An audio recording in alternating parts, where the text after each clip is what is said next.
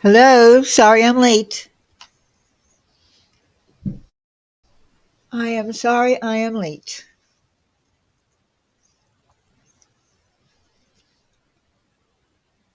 The bad friend is here, and I'm sorry I'm late. Always the bad friend. Always, always. I hope everyone has had a good week so far, a nice weekend. So, someone said to me, when you get angry, when you get mad at something, you should strike when the iron's hot. Just come out. But I don't always do that. I tend to try to soak things in that I've heard and then decide what it is that I'm going to say. And I did hear a lot of crap. I mean, let's face it. Uh, People think that they can speak for someone else and or on someone else's friendship when they don't really know what's gone on. I heard a lot of bullshit. And here's the thing: we're all adults here, and people do realize, right? I mean, people do realize that there are always going to be two sides to a friendship, right? So if I were the person that just told a story about a friendship on and on and on and on throughout, I don't know, let's talk about 2 years now. We're talking 2 years at least. And I'm the one saying, I'm not the bad friend. Uh, would you believe me? Or would you, as an adult, say something along the lines, well, there has to be another side to the story? I'm shocked that there are so many adults that don't understand that there are two sides.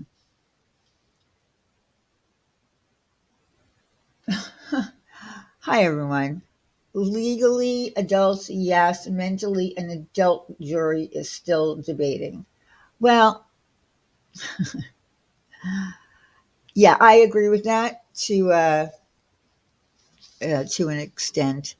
I think for some reason, when we get on YouTube, uh, I don't know what happens to us. I really don't. But and listen, I didn't need to put people's names in my title. Um, and of course, everyone, you know, might think it's cryptic or whatever, but it's really not. I mean, what's been talked about uh, over the past week? Bringing up stories from 2 years ago, forgetting parts of it. Tess, you're okay. Tess is the jury here. Okay, so I don't even know where to start with this because I don't even know why some of this shit came up. But I'm going to tell you that you can still care about someone and you can still love a friend, or you can love a friend, a sister, a brother, a husband, whomever, and still be mad at them, right? Still have problems with them from time to time, and you can still love them. uh, my friendship with Randy, I never brought it to YouTube, ever. I never did, right? But for some reason it was brought to YouTube. I never said anything about it. But, let's see. Wendy decided to speak on behalf of my friendship with Randy, drag up all the old crap from, I don't know, 2 years ago. No, let's say a year and a half ago, whenever Molly came on panel and everybody had a conniption, right? Everybody went crazy. Um, and I didn't, until Wendy V did a put up a video or did a reaction or whatever to the live stream after Randi left my live stream. um, I didn't realize that it went that far. Like, I didn't realize that because I was told it was done to defend me. I, I didn't believe it then, and I don't believe it now. And and I've talked to Randi about that. I don't believe you did it to defend me. I think there were, other reasons. And now I find out that there were, phone calls to Shannon and phone calls to Jenny, and I can't believe you did this to me. And uh, uh, listen, I talked to quite a few people before that live stream. We were, chatting it up in Discord. Uh, One person did say that I do recall, it stood out in my mind, that said, I don't know if it's a good idea. And that was Sin. I do remember Sin saying that to me. And I said, and I guess, at the time I was probably rude in saying it to her, but, I at that point I said, I disagree, whatever. Whatever it is that I said, but I don't remember it being that big of a deal until someone found out that Molly was on my panel for all of, I don't know, 15, 20 minutes, whatever. And then I hear, Wendy saying on Randi's, I don't know why Diane would care if Molly apologized or not. But then you're in my side chat asking her to, you're spamming the side chat saying, you want to be recognized as not what, and I don't even want to repeat it all because it's, all ridiculous. But whatever it was that people were accusing you of doing, you wanted it set for the record out of Molly's mouth. And when she did, you said you just wanted it put out there so that in case your kids didn't see it online someday, which I don't know how they would. But so I wanted an apology, and that wasn't okay. I mean, it turned into something that was ridiculous. And what it turned into was Diane is not a good friend. She only cares about herself, right? She only cares about herself.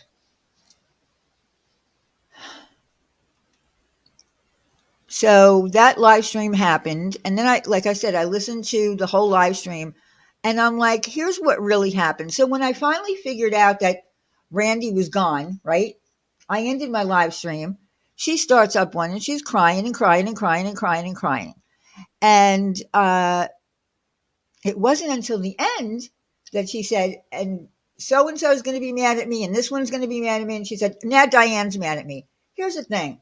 I was messaging her on Twitter, and I'm, listening to her being so worried about Monroe. Monroe typed into my chat, I'm unsubbing. So what? So the fuck what? Unsub?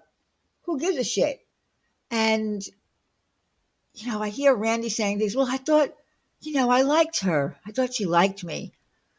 I'm like, this is YouTube. Who gives a fuck? I mean, really, who gives a fuck?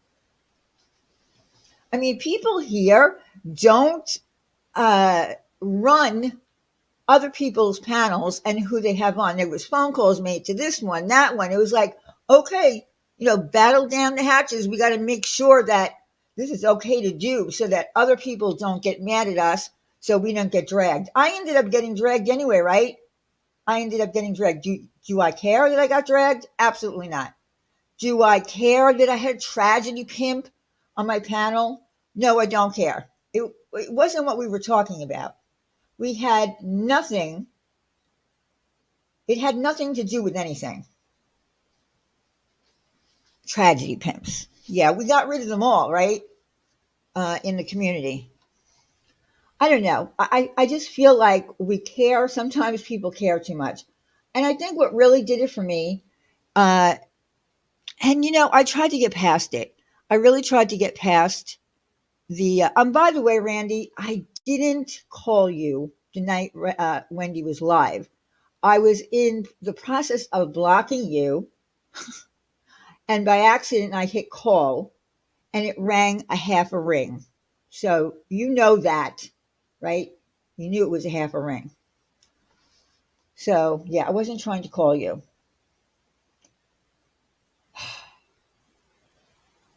But Wendy is not your representative.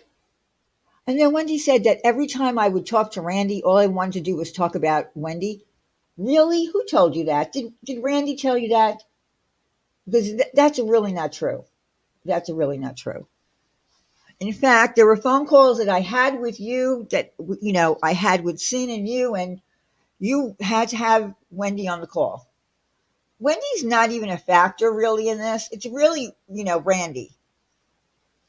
I think what really did it for me, because there were lots of situations, a lot of them, where we were friends, but we weren't friends. Like when I wanted to come to the Google Meet.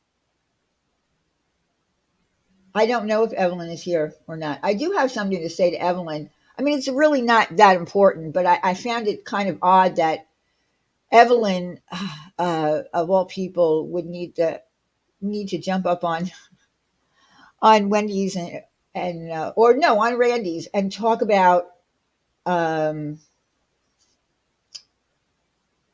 back in the day in the OG drama days. Well, I'll get to that later. It's really not important. I just was shocked. How do I feel about women's yeah, okay, so secret friends. So when Randy, called me the night she got home from the hospital. After that, she was doing a Google Meet. She wanted to go public, whatever. And I said, don't do it. And she didn't go public, but it eventually went to a Google Meet. I said to her, I want to come to the Google Meet. She said, I don't think it's a good idea. And I'm like, why? And, the people in her Google Meet are going to be like, what? Diane? Uh, and I mean, it was like a whole conversation. And I said, fuck them. I said, fuck them. And she goes, yeah, I agree. So she agreed with, me on the fuck them, but she didn't think it was a good idea. And I let it go, again, I let it go. I said, okay, I won't go. I won't go. Um,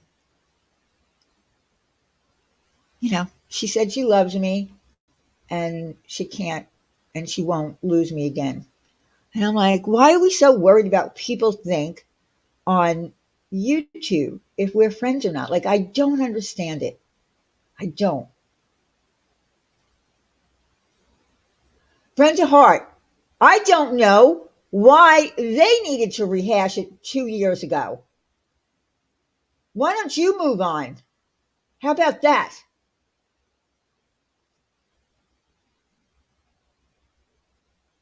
Because I'm tired of being the bad friend because it's a rewritten. How the fuck does Wendy know what my conversations have been with Randy for the past 2 years? Are you kidding me?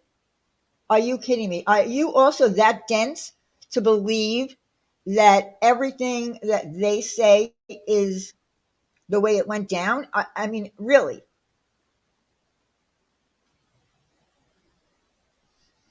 So, anyway, yeah, real friends don't try to hide. I guess what really bothered me the most in all of this is that, Randy and I were, more than just YouTube friends. I was very involved in, in her life. Um, to the point of, being there when the grandkids were born and not, I mean, not physically there in Tennessee, but yeah, I mean, I don't know. I don't know. I just hated that YouTube was a factor in our friendship turning to shit. When I came back the first time, I started talking about MRB. And, you know, I don't know. Rabbit Dog came up. I think I'm trying to remember who it was. I don't know. I think J May came up. They started, talking about it, and I guess Randy wanted to talk about it, and um,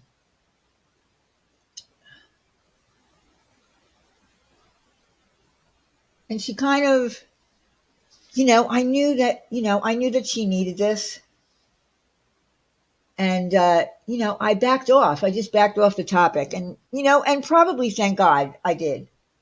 You sure have changed, and your language is so unbecoming. You stayed away for quite some time. Why did I come back?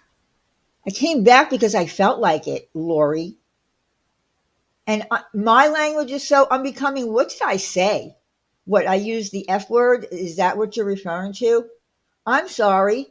Wendy goes live for, 2 hours, made a whole 2 hour live about me, and I'm not allowed to talk about it. I've been suppressing it. I can't tell you how long I've been suppressing all of this shit.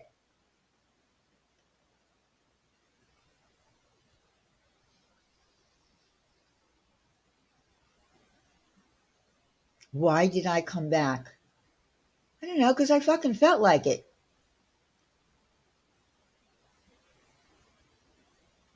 It was a question, but it's a ridiculous question, Lori. Why did I come back?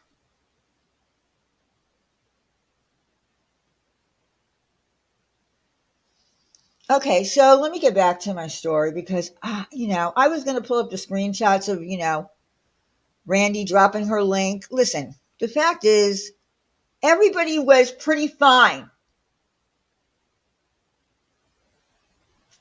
that night. Barked at?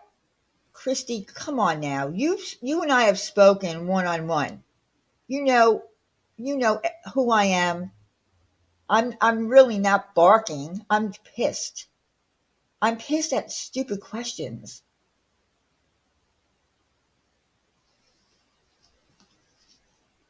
So what really pissed me off,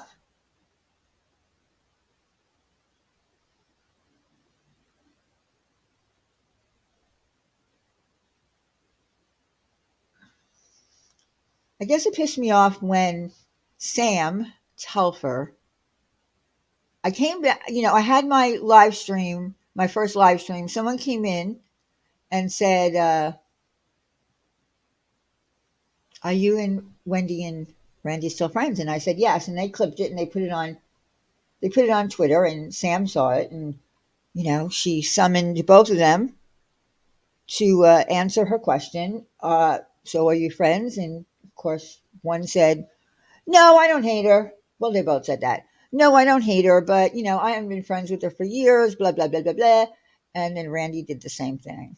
And I saw that and I was a little taken back by that. And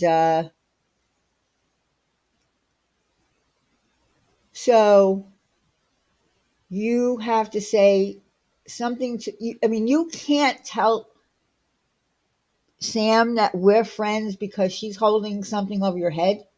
That just, I'm sorry, it doesn't work with me anymore. I'm sorry.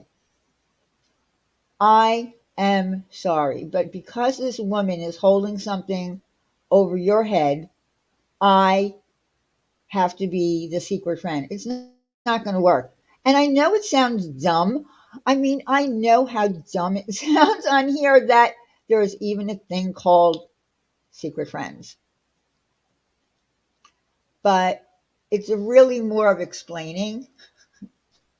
I think it's, you know, just the only way to explain it. I don't know. It's not, I think it's just not something that I want to be part of anymore. I don't want to be part of it anymore. I did care deeply, deeply for Randy. There is no question about that. But if YouTube, a tiny thing, little thing like YouTube, can cause a friendship to end or to have this many problems, I can't do it. I don't do that in my real life. Why should I do it from, anything that's YouTube related? I just can't. But my point is that I always came out to be the bad friend. Wendy up, next to her saying, Diane, Randy, sorry, Randy, I'm so sorry that she was such a bad friend to you. I'm sorry she hurt you. So I always come out the bad friend. Just because I didn't jump online and, start up a live and respond to it, right? I remained quiet about it. I remained quiet. No, friendship shouldn't be that hard. And it's funny because that's something that I said to Randy a very long time ago when she was having problems. And I'm not going to bring that other person into it, but she was having a problem with another friend of hers that she had been friends with a long time. And I said to her, every time she would talk to me about it, I would say, friendship shouldn't be that hard. And that is the truth. It shouldn't be.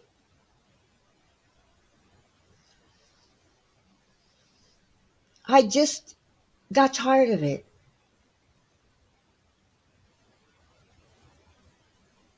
Uh, I guess that friend, to an extent, Tess, yeah.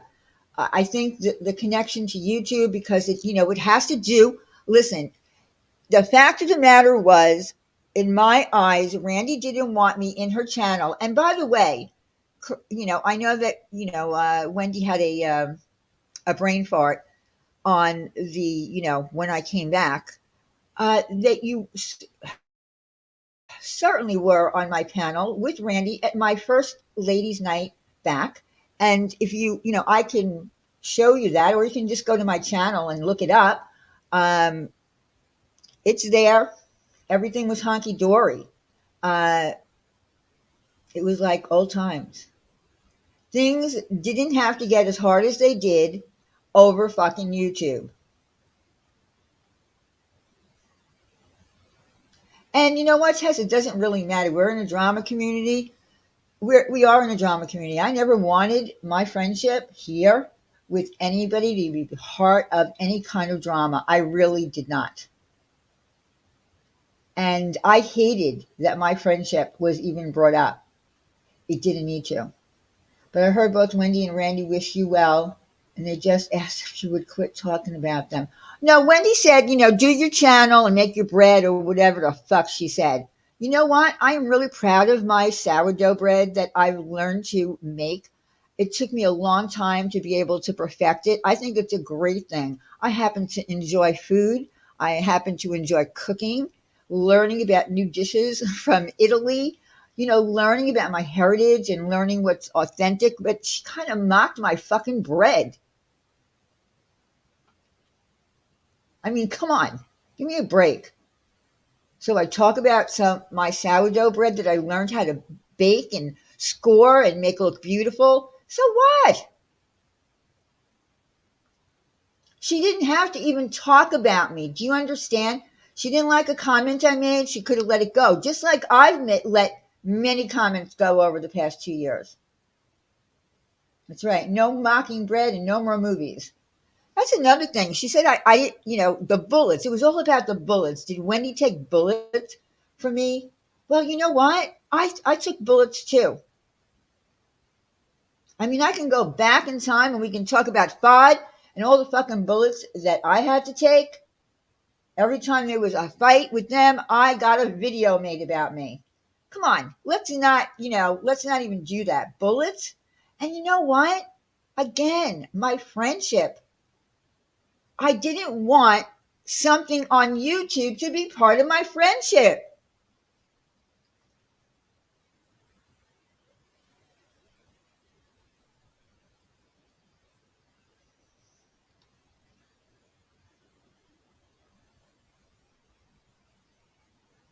Brenda Hart, what are you trying to say? They were both here, you weren't. What the fuck? Just say it. Just say it. How do you know I wasn't here? I might not have been on YouTube, but so are you saying that I had no? Do you know for a fact that I had no communication with Randy? Is that what you're trying to say? We had no communication. Do you know that as a fact? You don't. See, you don't. You don't.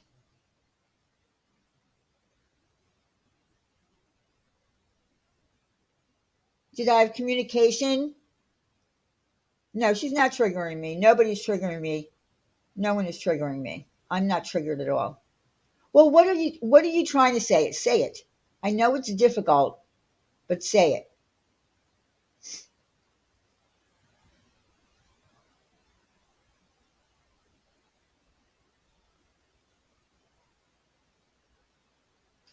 All I'm saying is friendships and YouTube do not mix. Okay? They just don't.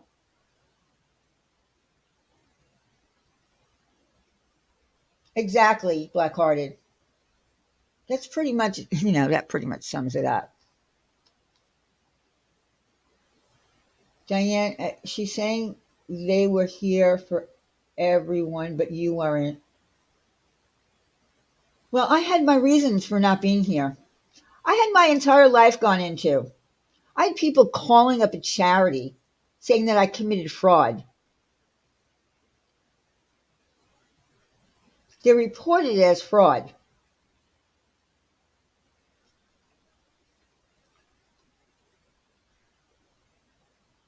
So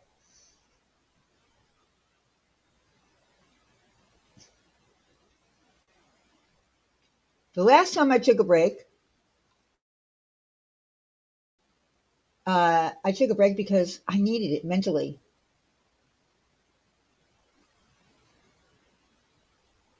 You don't have to leave, Brenda. I didn't. Did I say that you need to leave?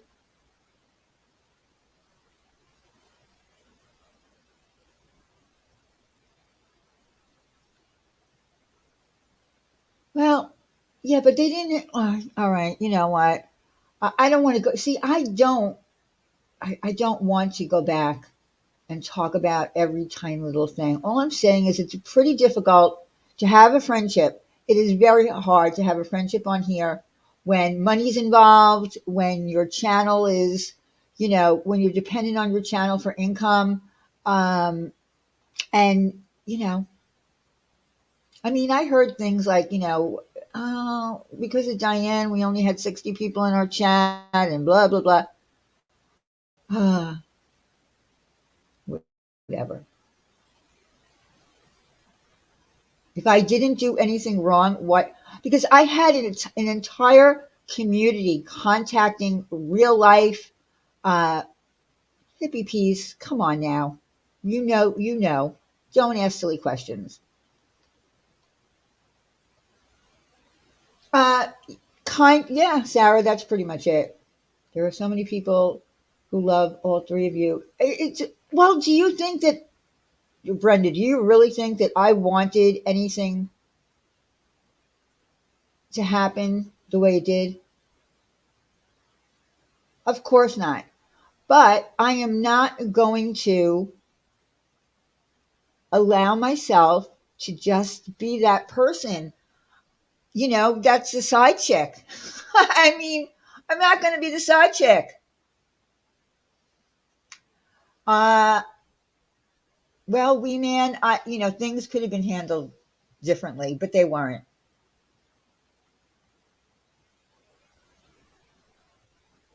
It went down in a completely different way than I had hoped.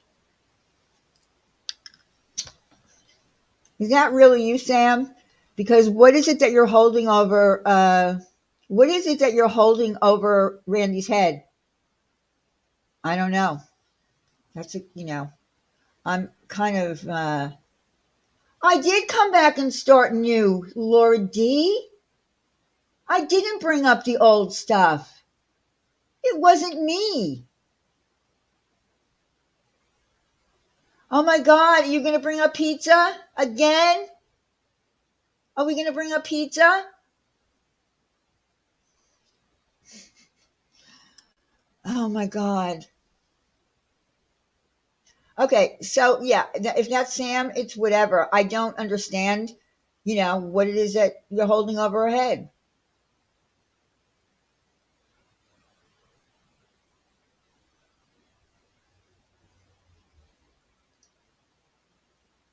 Why can't uh I tried to. Do you know we had a conversation not that long ago on the phone? Randy, Sin, and myself? You don't think attempts were made? But it has to be all ways. See, I'm not embarrassed to have Randy over here or, even Wendy for that matter. Consistently brought up old stuff. Oh my God.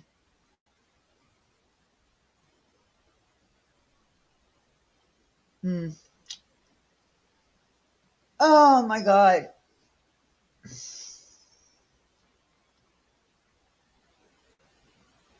In fact, when Wendy was on the phone call towards the end, and she brought up something on her live stream saying that I said, let's just, fuck everybody and go live.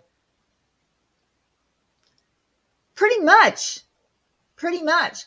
I'm like, why are we allowing the, all of YouTube to determine what we can do and what we can't? I mean, it's gotten to a point where it's absolutely ridiculous. It really has become ridiculous. I don't want YouTube running my life and my friendships.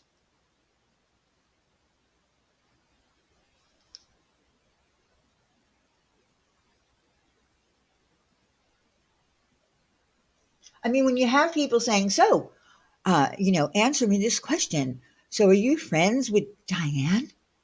And, you know, you have to say no to not let certain people know. It makes no sense to me. I don't understand it. But again,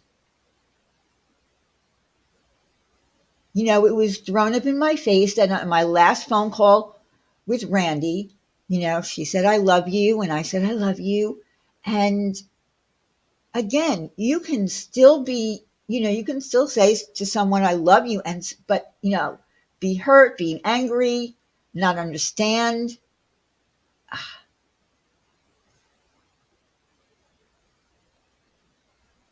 What do you mean no more talking in code? Am I talking in code?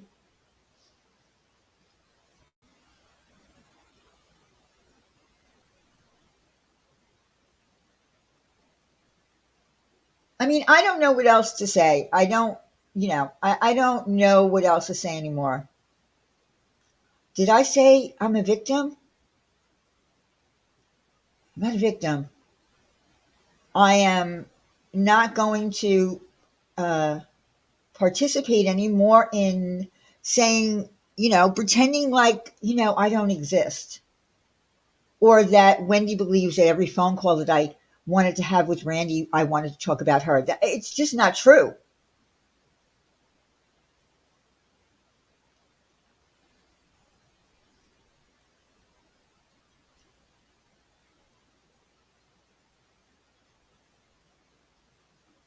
It's, it makes absolutely no sense.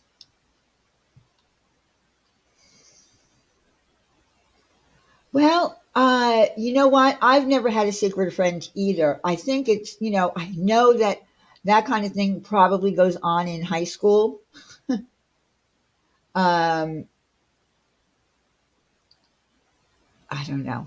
I just can't do it.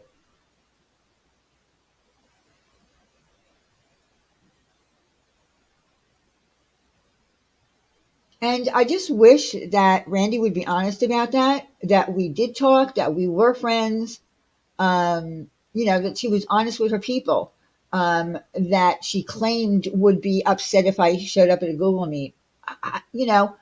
And I'm just not doing it anymore.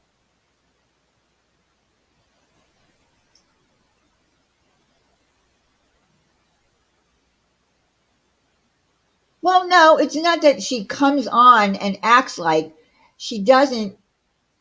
She doesn't even. She didn't even let people know that I exist. I mean, if she's lying to Sam, uh, for whatever reason, and telling me that her Google Meet people wouldn't like it, or she didn't want to rock the boat, and I understand wanting to protect your channel, but I really don't think that it would make such a big deal. Well, Tessie was kind of like that, and I was fine with it. Again, I was fine with it to stand back, but then I thought about, when I re-listened to the whole thing that happened when Molly came on panel, how she was so concerned about Monroe. That's when I, got really angry. And then, and then people saying, well, where's Diane? She's not here for you and you're crying. I'm like, no, I'm not going to be there. Why would I be there when this is all bullshit? It's all bullshit. You're worried about this one, leaving, and this one getting mad, and what about me?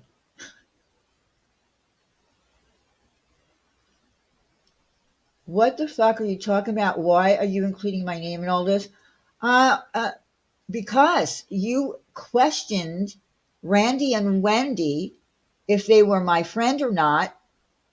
Randy said, I didn't really care what Wendy said, but Randy said, same, don't hate her, but there's no friendship there. You fucking kidding me? That wasn't true.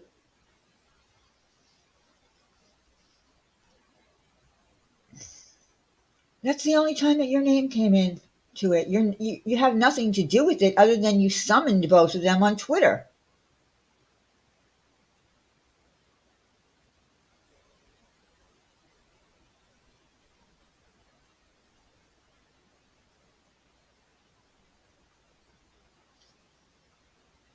Anyway, I just feel like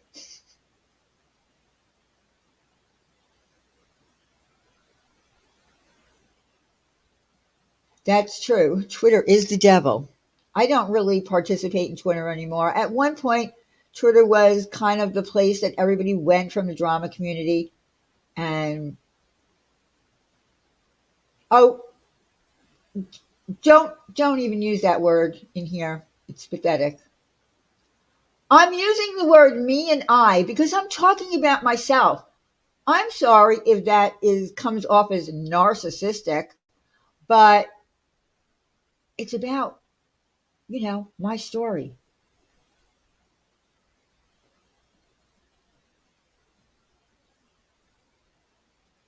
Everyone just needs to admit if they want to. Listen, I don't really care at this point. I really don't care. It's not worth it. Listen, I took a break after my mother passed away. And of course, the whole Molly thing. I didn't leave because of, the Molly thing, uh, because I really didn't give a fuck what anybody thought about me having her on my panel. I really didn't. Um, but my mental health was uh, way more important. And I felt like, I'm on top chat. Oi, oi.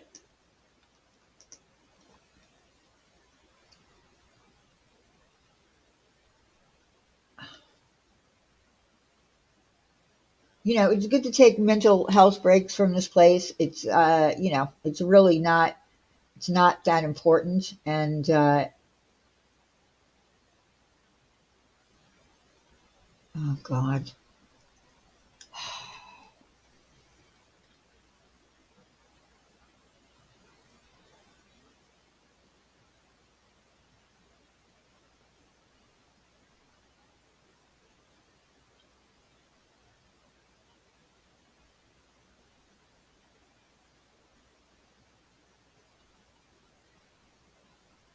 Well, look, I just felt like I needed to, get this off my chest. I'm not going to be, you know, the bad friend because Wendy says I am the bad friend. Um, I wasn't a bad friend. It just wasn't. I'm not going to elaborate on what that uh, means, but I in no way was a bad friend to Randy. Um,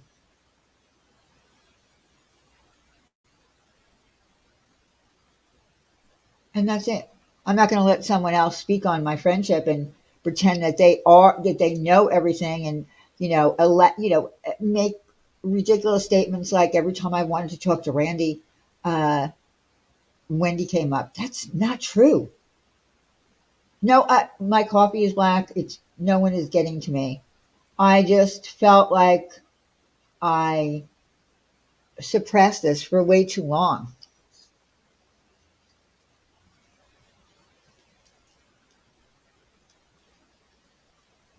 I just feel like I waited way too long to say anything.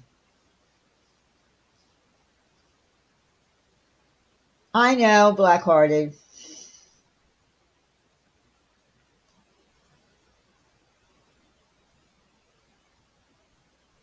If you only have. I don't know. Listen, I don't know. Look, Wendy and I were friends a long time ago. Um, you know, nothing major. I don't feel like anything major happened to our friendship. She told stories of when she went on her tour, of us not getting along. There were we had mixed feelings, or I had mixed feelings on things, that I didn't want to talk about anymore on my channel. It's not it wasn't anything big deal that I needed to bring it to the forefront. But like I said, we all came back. We were all on my first, ladies' night. Everything was fine. I don't know, other than the fact that I had, Molly, the tragedy pimp, on my channel, and no one could understand, why I cared what she thought. I did.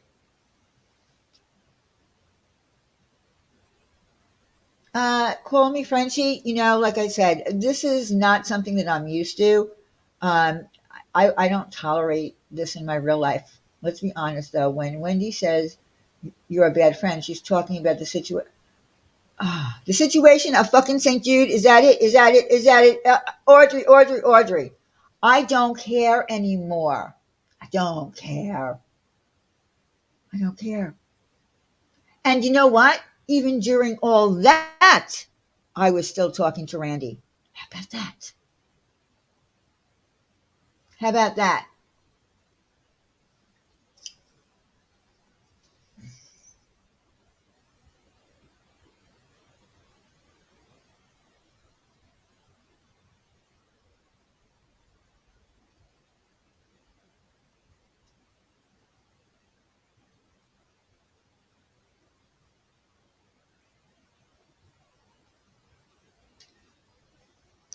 So yeah, I don't care.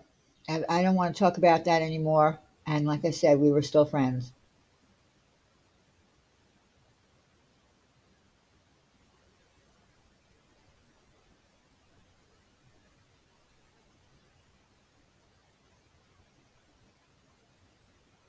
Ex Ramblers? Why would ex Ramblers be in here?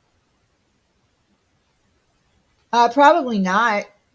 Uh, I would have to venture to say that Wendy didn't know, but she wouldn't need to know. That's what I mean. Like, my friendship with Randy was never supposed to be open to discussion with anyone. Like, I never said to her, "Well, if you're gonna, be my friend, then I want, to tell everybody, and I want you." I didn't do that. I didn't put any of that on her because I find it hysterical at this point, Audrey.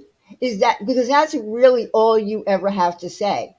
You're not even understanding or comprehending what my live is about, are you? Are you? I don't know Allie's nurse. I really don't know if that's it. That is very true, Ufta. One never knows what's behind the scenes, and that's why when I see people, kind of.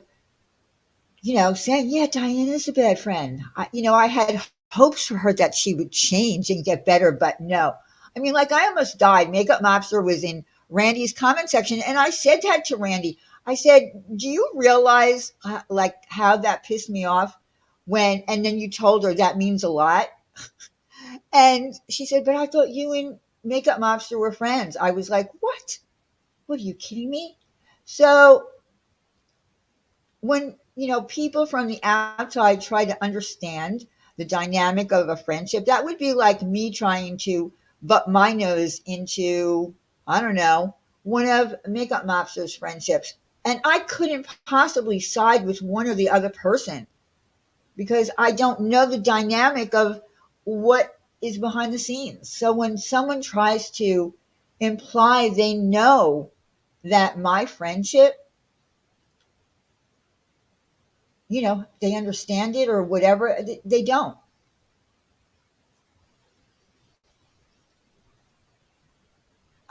You know what, Faye, Ray, listen, uh, you're right. You're probably right on that. And you know what? Again, it's really not a big deal. I don't think it's going to affect, it's certainly not going to affect your channel in any way because, they all believe I'm the bad friend. I mean, it's obvious of the few people. Hold, I'm phoning Randy now. Whatever.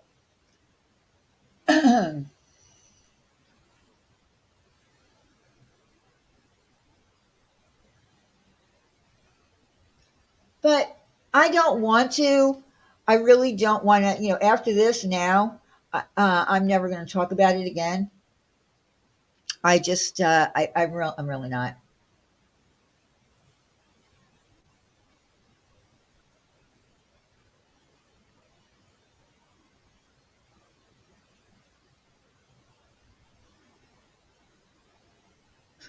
I don't know. Maybe it's a secret friend. I don't know, Tess.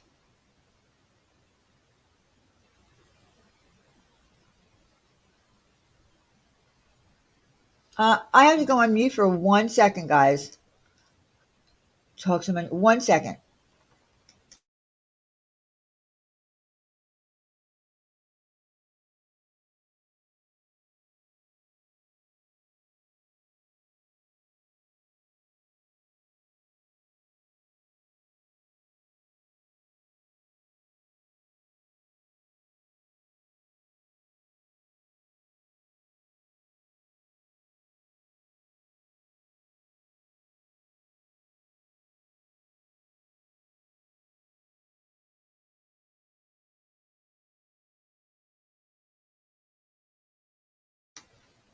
Sorry.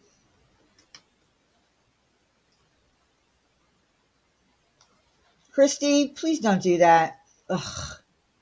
See, that, never mind. Never mind.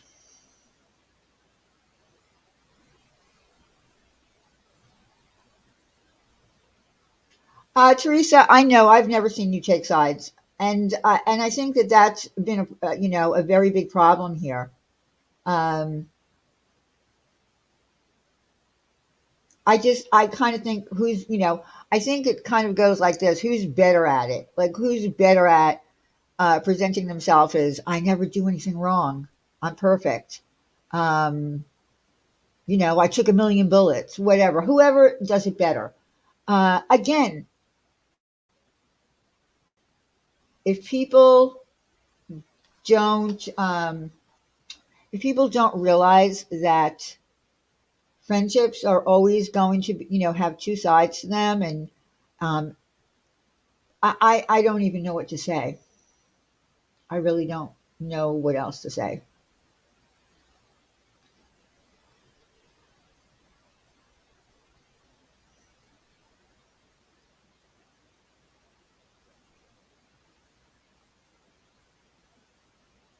But I won't ever be talking about this again. I really care deeply for Randy. I care deeply for her family, um, her grandchildren.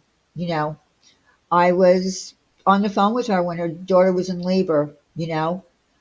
um, He was born the day before my mother's birthday. So, I have moments of, really good memories with Randy and, laughing at things that, at this point, you know what? Yep. So what? It is sad. The whole thing is really sad. It is. But at this point, well,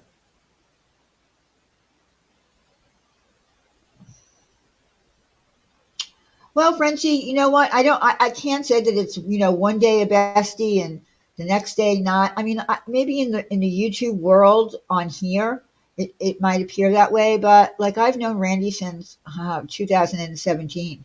We're in 2024 now. It's been quite a few years. So, there's been lots of things that have been, shared. And the same probably goes, that Sin probably feels the same way. Sin was friends with her for a really long time. Um, so it's kind of sad. Like I don't, if I had to pinpoint like where everything went wrong, um, and go back and try to fix it. I mean, even with Sin, like I don't even know that happened, how that happened with Sin. Like, where that came from, how that all started. Uh, I don't know. I mean, I just don't know. I mean, Sin also, Sin and Randy also lost their friendship.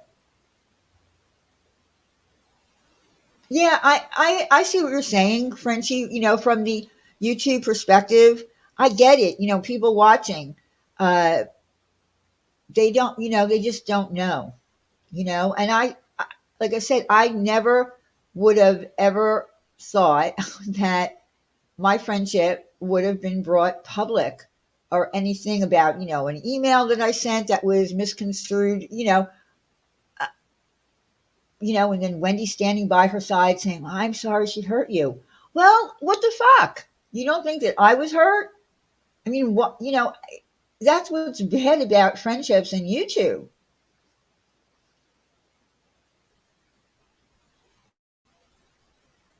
I don't think you guys will ever be able to get over it. I think everyone is on eggshells with each other. Just, yeah. And, like I said, I came back. I hadn't, I just went live. I had no idea what the outcome was going to be. And then I think it kind of, really went downhill because I offered, Sin to come up and, say what she wanted to say. And she really didn't say anything bad. She, was kind of the opposite of what people expected. Um,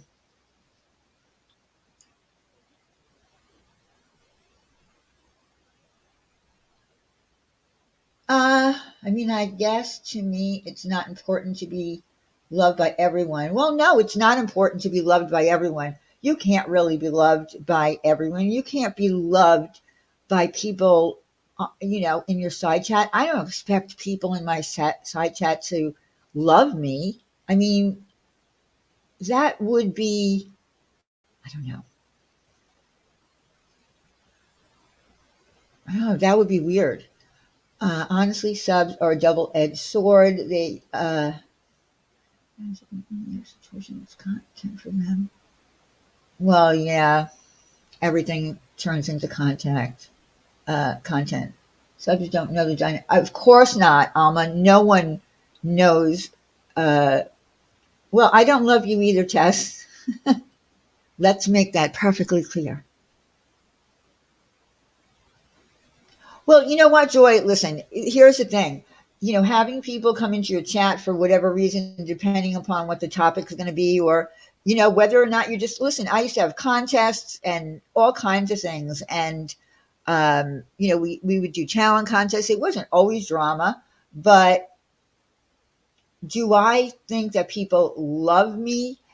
Like listen, the word love to me is a very personal word. I don't throw around that word love very loosely.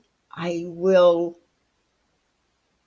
I can't sit here and go through, the list of people that are in here and tell everybody that I love them because that would be lying. I don't know you to say I love you. Do I have some personal relationships with people? behind the scenes that I talk to, whether it's email or in Discord. Yeah. But we're not in there professing our love for each other, enjoying, going to someone's chat is a completely different story. No, Faye, I don't. I apologize if that offends you, but I don't. Yeah, I don't. Yeah, I don't even. Yeah, I don't understand that. And listen, it's not like I haven't, you know, thrown that around to, Randy in the past about loving all these people. I said to her, you don't love everyone. You can't. It's impossible to love people that you don't know.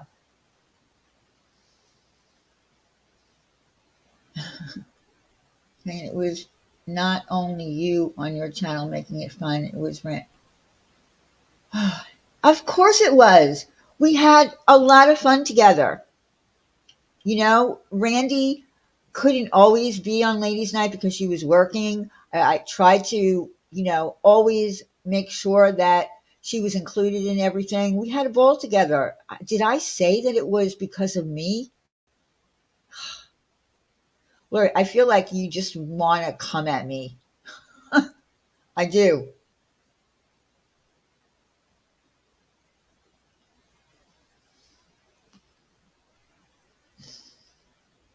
I feel like you just want to come at me. Of course, it was all of us together.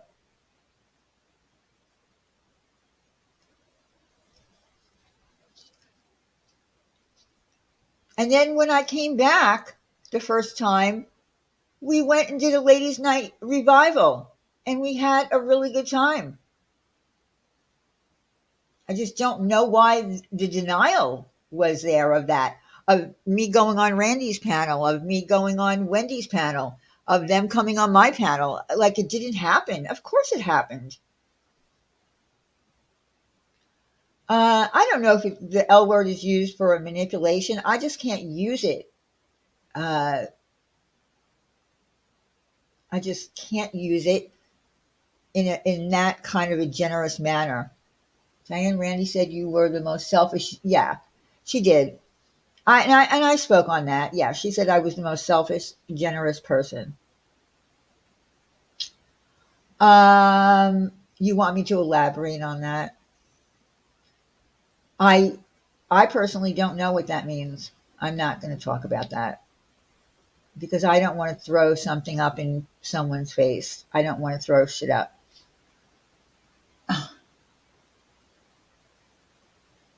Yes, yes, she did say that, Sarah. It was, different, quite a different set of, I don't know, stories, words, whatever you want to call it, in comparison to what she, did the other night. I think she forgot who she was and where she was. It's okay. It's okay, Reagan. Well, no, listen, there are certain things that Blackhearted, there's certain things that I don't need to, talk about. Um, yeah, well, she couldn't remember. She doesn't have a good memory, and that concerns me when you don't have a memory here. Uh, it's pretty easy to just go and, research it, or, at least ask someone before you speak for them. The feeling is that Wendy is kind of threatened by your. I don't think she's threatened. I really don't think that she's threatened by me being back here. Um, I don't know why that would even. I don't know. I highly doubt that. Did this all result from no Natasha Cooper? No, no. I don't think it really had anything to do with Natasha.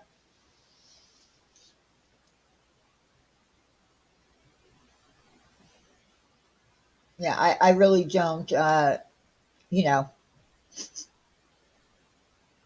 I think everyone who creates content here is a manipulator, influencer. Think about it. They have a channel to share their voice opinions. Uh, well, I don't think that everybody, just because you have a channel, that you're automatically considered a manipulator. Do I think that you can manipulate people? I guess you can, if that's your intent. Frenchie, everybody's entitled to their perception,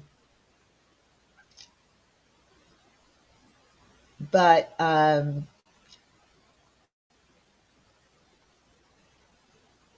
well, I'm going to be honest with you, Teresa. I don't think that Wendy has hurt feelings over me. I think that that ship has sailed a long time ago.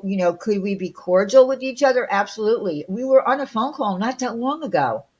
Although she, didn't tell the truth about it. I just want honesty from you. It usually isn't about anyone but you. Well, it is about me. If you don't like it, lump it. My favorite saying. It is about me now because I, for over a year and a half, have had to, take the back seat and, you know, pretend that I don't exist uh, in someone that I consider to be a dear friend. I'm sorry. Did you watch? Yeah, did you watch Wendy's live stream? Did you watch Randy's? I mean, like it was about that. It was about Randy. In fact, Wendy's and Randy's was about Randy. Wee man, listen. I know that people are still probably not going to be satisfied with my because I thought that I was pretty kind. Anytime that Randy's name came up in any of my live streams, I was pretty kind. Uh, but I think there's always going to be people that don't like Randy that are going to want me to, rip in harder. I just feel like, oh my God. Okay, this really isn't, Lori, this is not, you're wrong. This is not about our community because our community has gone to shit. All right. It's a dump, it's a cesspool. This is me now not going to be able to tolerate anymore that I'm the bad friend. Are you getting it? If you're not, you can email me and we can talk in emails because I'm not going to keep going back and forth. It's DEEPATCHEN at gmail.com. If you want to talk to me in private, I will talk to you. I'm not going back and forth.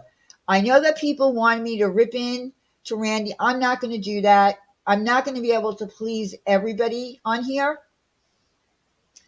but I just got to the point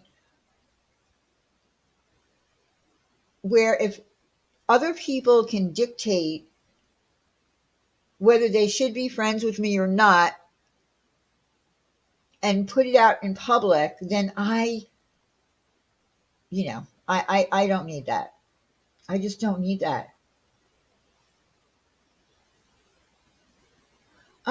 You know what, Pepper? Everybody has their opinion, but I do feel like this community has turned to shit.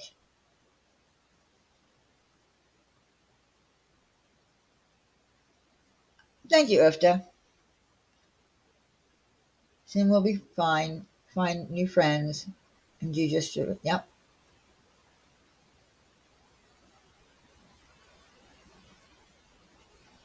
I just I just hope that people understand. It wasn't, it's not easy for me. It it really isn't easy for me to and I would hope that people understand who might not like Randy and Wendy and I understand it, to hear me not. It's harder for a person who had a real relationship with somebody than to just come out here and talk about somebody, right? It's not that easy. I got evicted from the Randy Billy Badass because I was trying to make her make sense about the necklace. I will say it there. Randy, you are emotional beggar. Well, yeah, the whole necklace thing was bad. I listened to that, and I can say that Yeah, I don't think I want to talk about the necklace. I don't think I want to talk about the necklace thing. I mean, that's really not my place to talk about. That's, sin's place.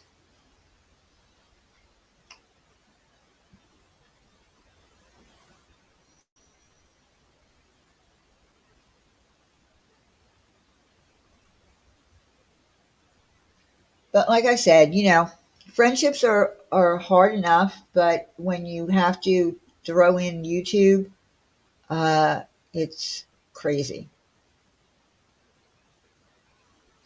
Because here's the thing, when you talk about, bullets and all that kind of stuff, and how many bullets did this one take, and I mean, let's go back. We can go back and back and back, and how they said, during the fight time, I got beat up over that shit. Um, Wendy wasn't even around.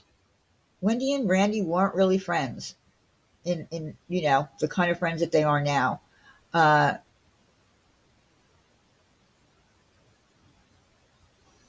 and when I got dogpiled, I hate to use that word, but the dogpiling came after the Molly thing. When Molly came on my panel, I asked Randy. I said, "Why would you go on that panel like where I was completely dogpiled? Like, why did that even happen?" I mean, for Randy, I don't think it was a joyous situation. I do find that, for Wendy, probably was. But, her answer to me was like, I don't know why I did it. So you did it under pressure? Like, you went up there and let all these people dogpile your friend because I had Molly on? I mean, like, there were just so many things that I just let go because believe it or not, I know it might not sound like that right now, but I am that type of person that lets things go for a really long time. I'll just let it go and let it go and let it go and let it go and let it go.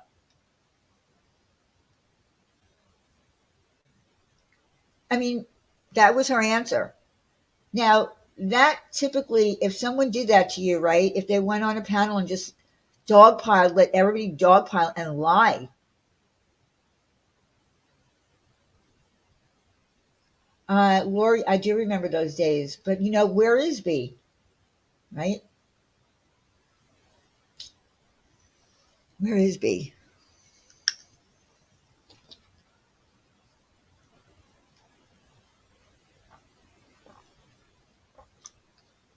I remember when B fell asleep on a panel and she was snoring, and we all heard it. And then we had, uh, that happened to another person, and we thought it was B, but it wasn't. I mean, like there were lots of fun times. Let me quick jump to before I forget to Evelyn. Evelyn. So Evelyn jumps on Randy's panel and says that, okay, so a lot of the people here won't remember, well, maybe some will remember it, some won't. Okay, before we met the true crime people, and by the way, I will say this, when we all kind of became friendly with the people from the quote unquote, true crime community, it benefited everybody here, everyone.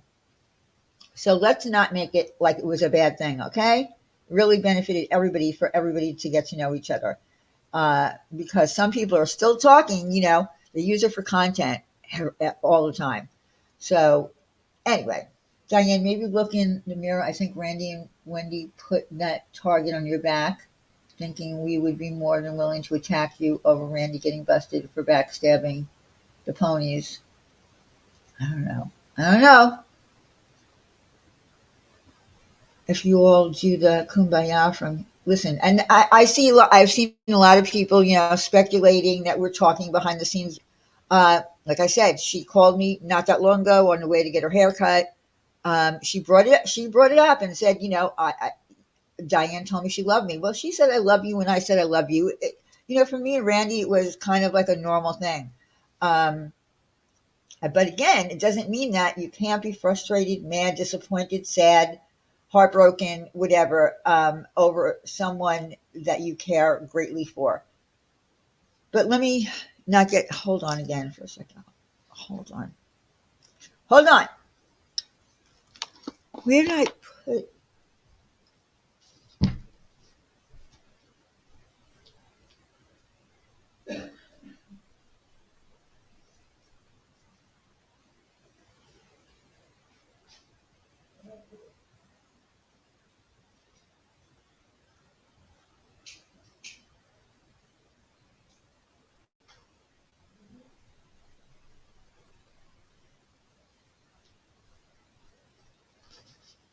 Okay, so let me get back to Evelyn for a second. So Evelyn jumps up on Randy's panel and brings up 2018. Okay, so when we just were the drama community, I wish, Big Shug, that Diane could light up a doobie, because let me tell you something. I haven't tried that since I'm about, I don't know, 17, maybe 18. I We don't mix well together. Anyway, so Evelyn brought up the fact that a long, long, long time ago, uh, when we were just the drama community, we had our own little divisions, right? We had Pam and Rick. That was, the channel that, people would fight with and whatever. We weren't that big of a community. So she brought up the fact that, little Rosie, um, who passed away in 2018. I hate even having to bring this up, but on December, I think it was December 18th of 2018, I had a Christmas live stream, and I had Santa Claus, and Uber Goober lady played Santa, and then a couple of days later she passed away. I think it was the 20th. Oh, I don't know. I'm thinking my mother. My mother passed away on December 23rd. I don't know. Somewhere I think it was in December. And now I don't know if she's talking about that year, because I'm trying to remember if it was that year. Um, but there were problems then when people were saying that, she wasn't telling the truth or whatever. And then there were apologies made, right?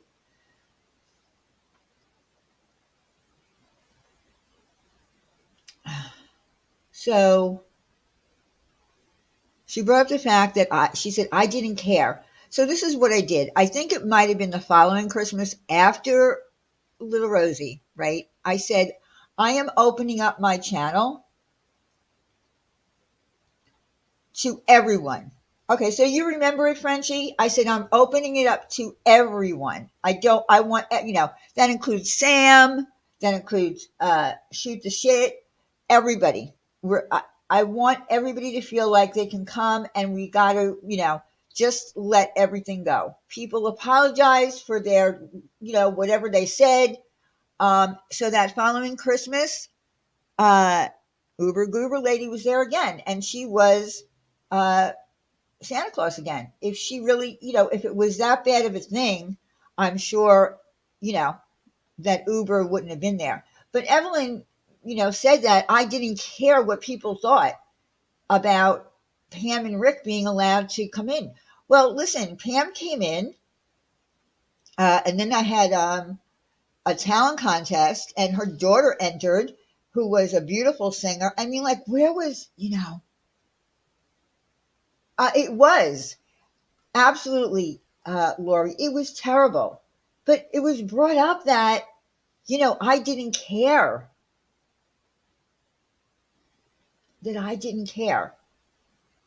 And that's just not true.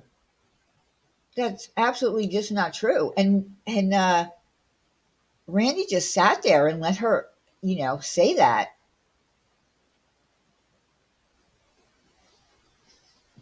I mean, it really wasn't a big deal. It really wasn't a big deal. We had a small community. Hi, niece. Well, it's okay if you're an hour. Well, I've been live, what, 75 minutes? Something like that.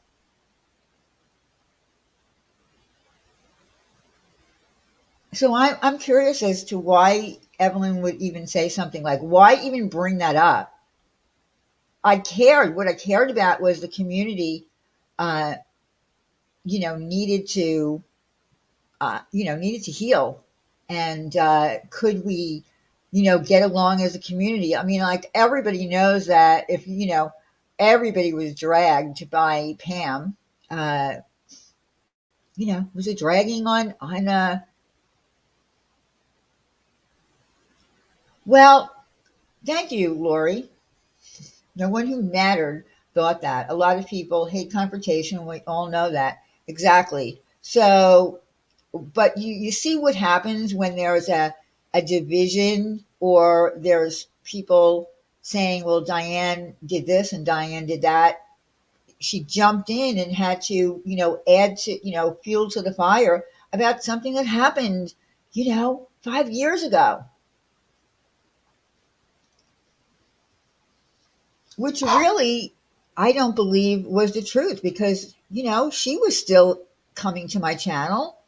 So did you come not really wanting to be there?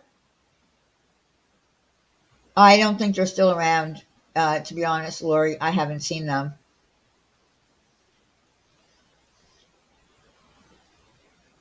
Yeah, right. Yeah, so it does. And I really hate that there is any kind of split, but I'm at the point where, you know, if people need to part ways, then part ways. Um,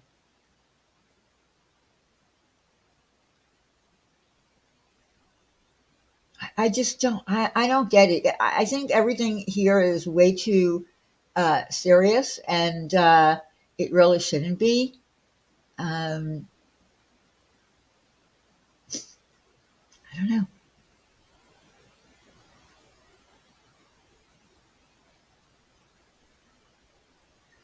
But I felt like I needed to say what's been on my mind. Oh, I don't know if Uber talked about me or not.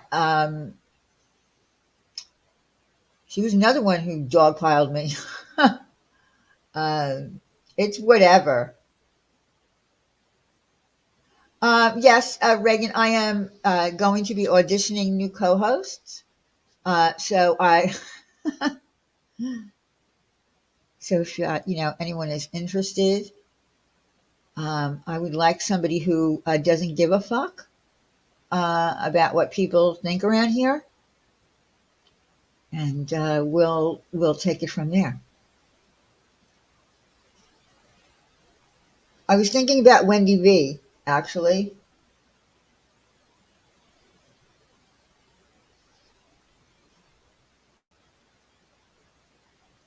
uh, Tess would never.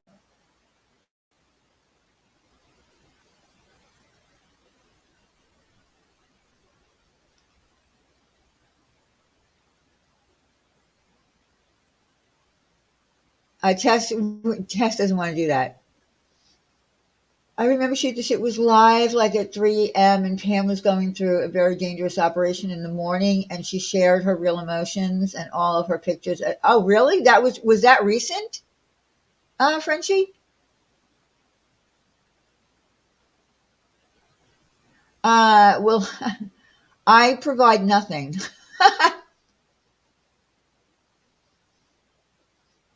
Do you think Wendy V would be interested in being my co-host?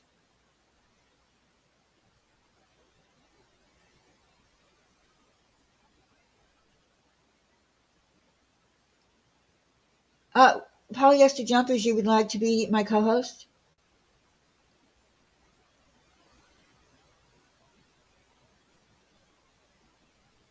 Oh my, Daria, you haven't heard the F word from me tonight. I've said it quite a lot of times. Does it come with a bulletproof vest? Oh, now you need a bulletproof vest to be up here? Listen, I think Wendy B is doing. I'm just kidding with the Wendy B, by the way. I don't think that she, want to co-host with me. Uh, Laura, you will not be. I'm really not looking for a co-host. I'm just joking. I'm just making a little joke. But I don't think that Wendy would. I think Wendy's doing just fine on her own on her channel. She gives no fucks about anybody, what they think about her. She just reports the news, as they say. She just reports the news. She's not part of the drama. She just reports it.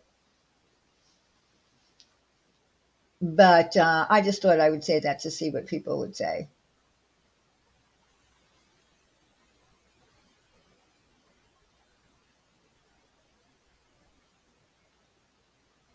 Hey, wild one.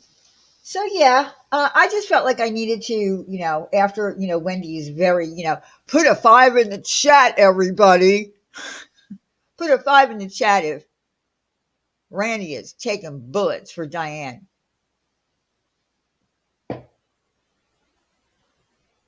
A canned margarita allowance? Sure, why not? Why not?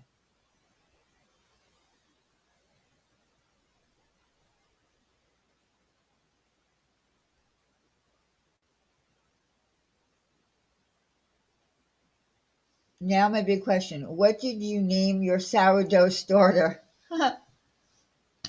Well, I think I'm going to call it.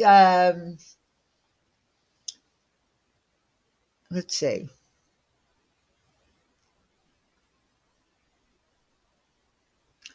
No, it doesn't have a name, but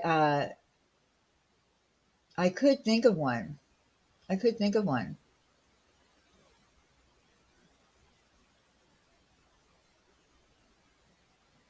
I'd be a DM email dropper like a motherfucker, nothing to lose. Oh my God.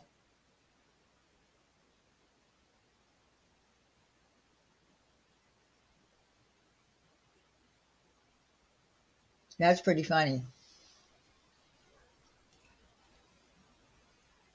Does the new co host have to be an OG? No, they don't.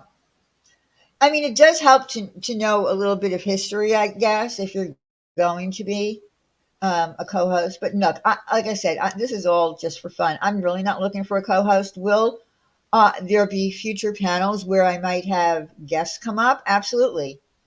Will I still do open panels? Will I still do a resolution night if someone wants one?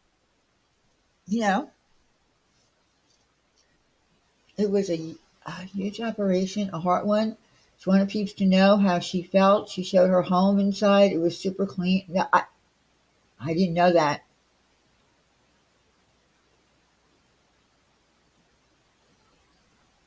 But, I want to do some, fun shit on here. Um, I mean, I'm open to suggestion.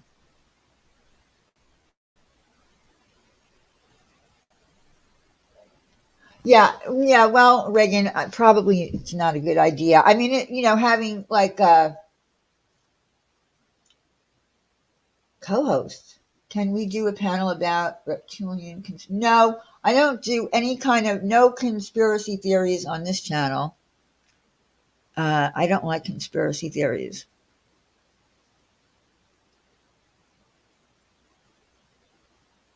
I mean, here's the thing. I feel like you never win on YouTube. You just never win. Like, there's always going to be somebody that you might want to bring up that someone doesn't like or people don't like. It's a very hard crowd to please, right? Isn't this place like that? Well, Sweet Pea, that's what I was thinking about doing. Is every so often, depending upon, like it's not like I'm sitting here trying to think of things to do. Listen, I always cared about my channel. I mean, if you don't care about something, then you're not going to do good things on the channel. Like I mean, you could just hit live, I guess, and go live sometimes. But I always did really care about my channel, and I cared about the things that we did and what we were planning to do. I still want to conduct my channel in that manner. Oh, I feel a sneeze coming on. Oh, I've been sneezing all day. I've got allergies. And then it went away, and now I feel like it's coming back. Ash274, I guess you're not paying attention to the chat. Uh, Frenchie just explained where they've been. You're not paying attention. And I'm not yelling at you, so don't go whining that I'm yelling at you. Because you always tell everybody that I yell at you, and I really don't. Sorry, I've been in and out.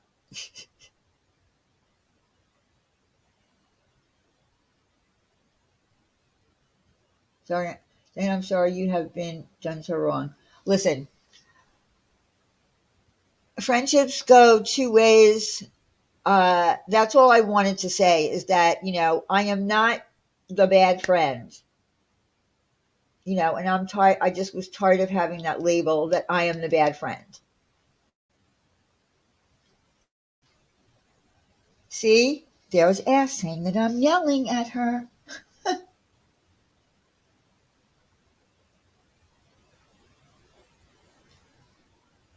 So I want to, I want to throw in, and look, and no one really, probably no one cares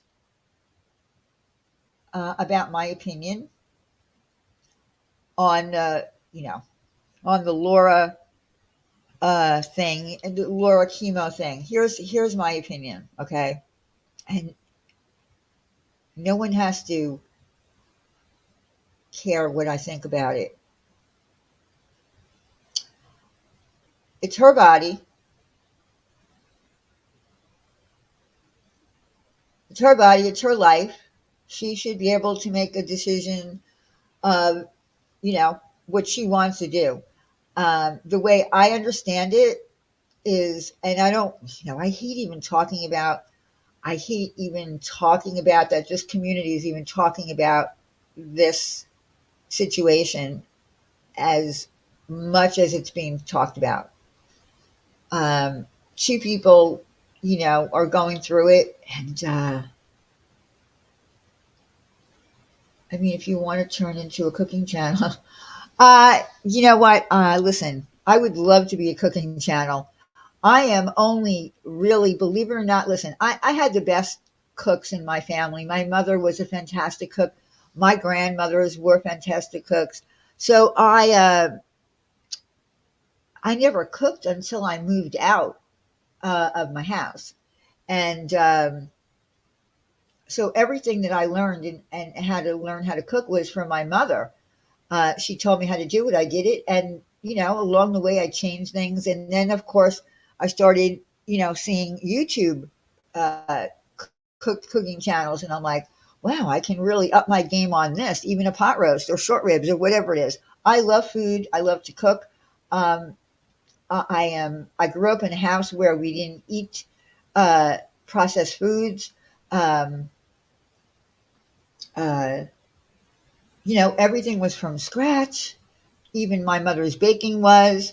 But I love the fact that, I got to a point where I could, bake sourdough bread. I find that to be like, I don't find it to be like, something to use, something, go bake your bread, do your channel. I kind of feel like, listen, I think that's a really great thing. And I'm watching more and more channels now because growing up, you tend to eat more American Italian cuisine than authentic Italian cuisine. My grandmothers, of course, made everything from scratch. It was, from Italy. But here in America, we eat things that are really not authentic Italian cooking. And that's when I started getting into it about, the different kinds of pastas and things like that. And, pasta is not noodles and they're different. And, people laughed at me, but it is. Yeah, Lori, it does. But you know what? Sourdough bread, I love sourdough bread. I mean, there is nothing like A fresh loaf of sour bread, dough bread. You had great lasagna the other day. Listen, I just, funny that you bring up lasagna, but there is a Neapolitan type of lasagna, which is completely different from Bologna's style of lasagna, where a bolognese sauce is used. It's a From Neapolitans. They make it. It's a very intense lasagna. They add even hard boiled eggs into it. It's crazy, but I'm learning so much. Like there is no such thing as fettuccine alfredo in Italy. They don't uh, spaghetti carbonara. They don't put cream in it. Like these are things that I'm learning.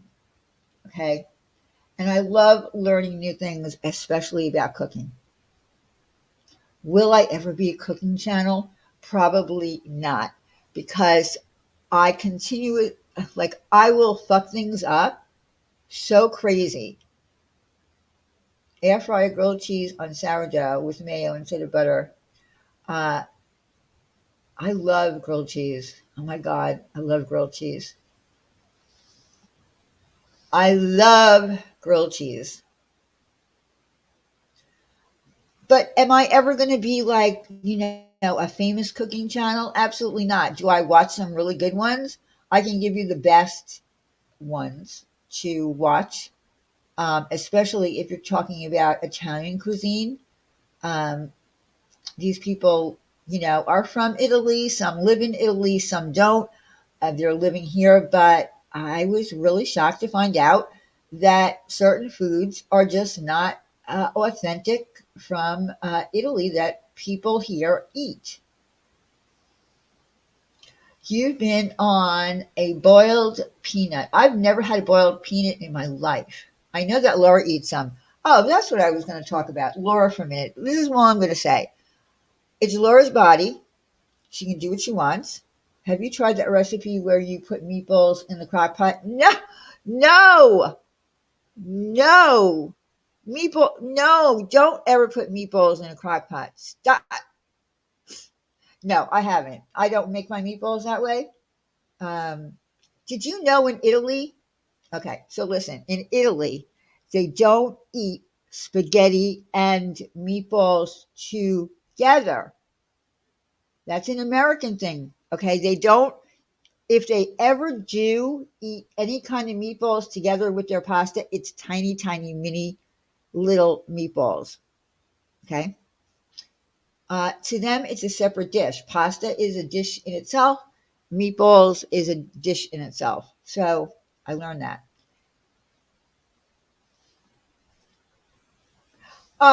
In Italy, they don't eat a lot of garlic.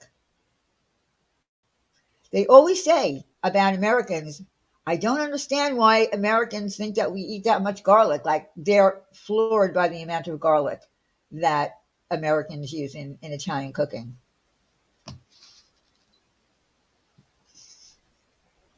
Meatballs, grape jelly, and ketchup in a crock pot. What? What? Did I just read that right? Meatballs, grape jelly, and ketchup in a crock pot? No, there is no Chef Boyardee in Italy. Nope. In fact, they laugh at that canned shit. Like when they see canned pasta, they're just like they they can't. Oh, I don't think so, Lori. I don't think I'll like that.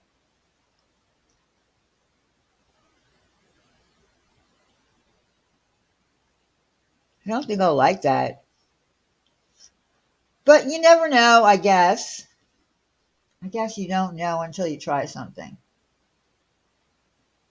That's like a sweet. Well, I do like Swedish meatballs. Hey, Kimmy P.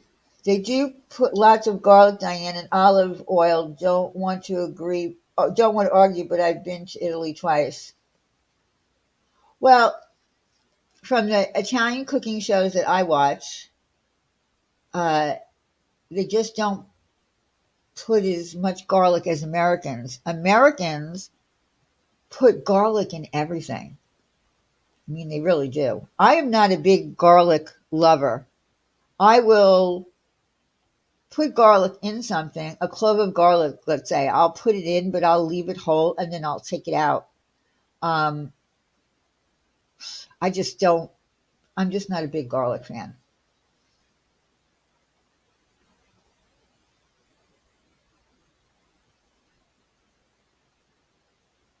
Wait, what's going on? What's going on? Diane, one of my favorite food is Chef Boyardee pizza. Oh my God. Sin, listen, you know what? I have eaten, I'm gonna, I have eaten little, what do you call it?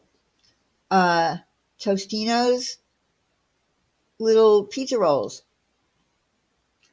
And I've eaten them.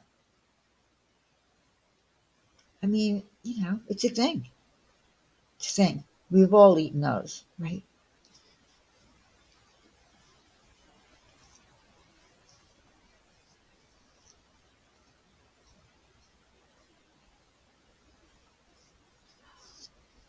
Hold on a second. Why are you letting your friends call me a drunk? Stop thinking you run down. I really didn't see anybody calling you drunk. I'm not paying that. Why are people calling Wendy a drunk? Nobody should be calling anybody a drunk in my chat. Uh, if anybody is calling anybody a drunk, I know people know how I feel about people being called drunks, right? Everybody knows that about me. Why does it bother me? Does anybody know why it bothers me to call anyone a drunk? Does anybody know?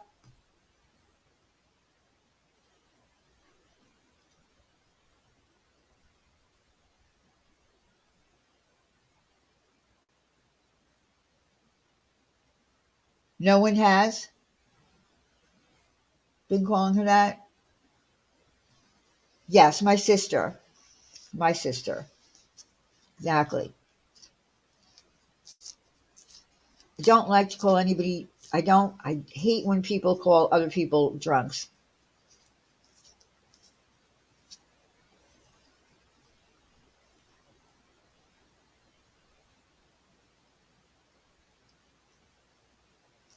So Wendy V said that there was a troll in here calling her drunk. If that's the truth, then she should delete it.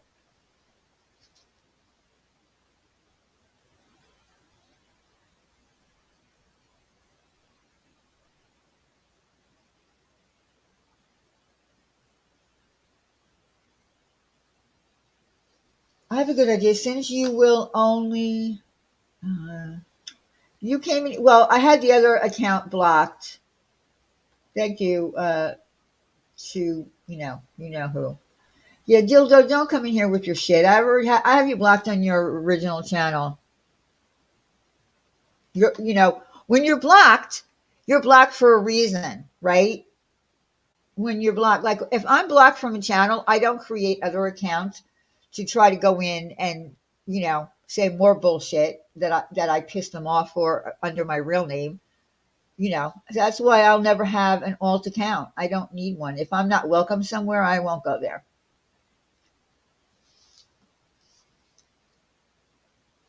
All right. So okay. So listen, I'll talk to Wendy later.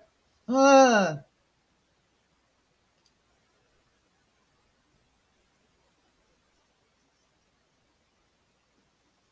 that's another thing. I just want to make this clear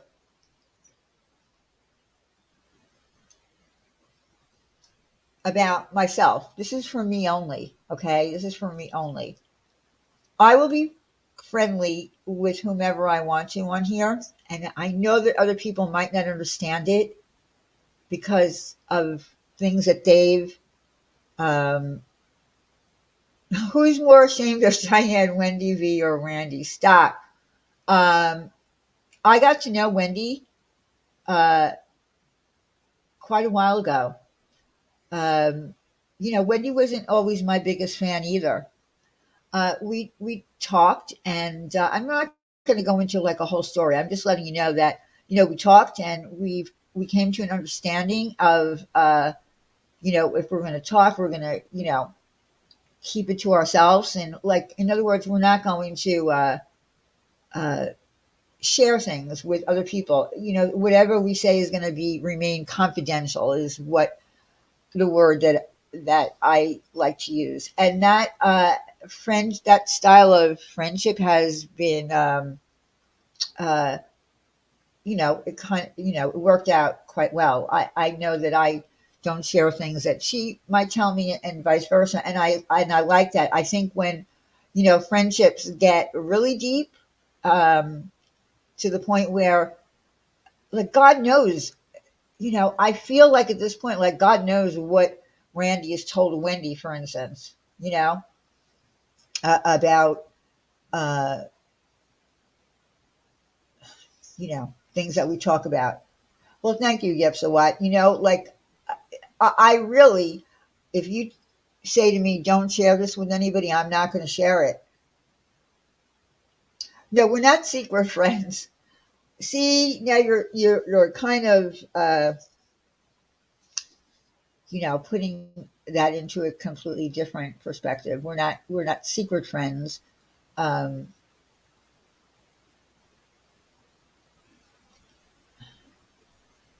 but I respect that whatever we have talked about has never been put out into public,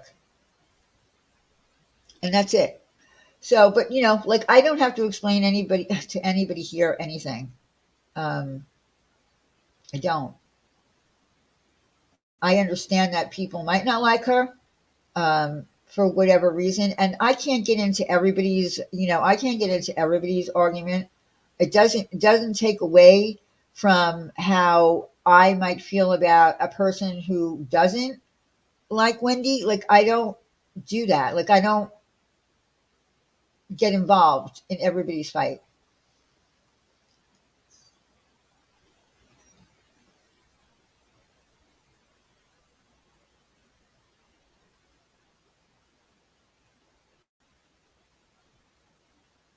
See, that's my point, testicle. I don't. If Starlight doesn't like her and vice versa, that's I stay out of it. It doesn't take away what I feel for Hello Starlight. They're two separate entities. Do you know what I'm trying to say? Like, there is there is nothing like that. Like, it doesn't.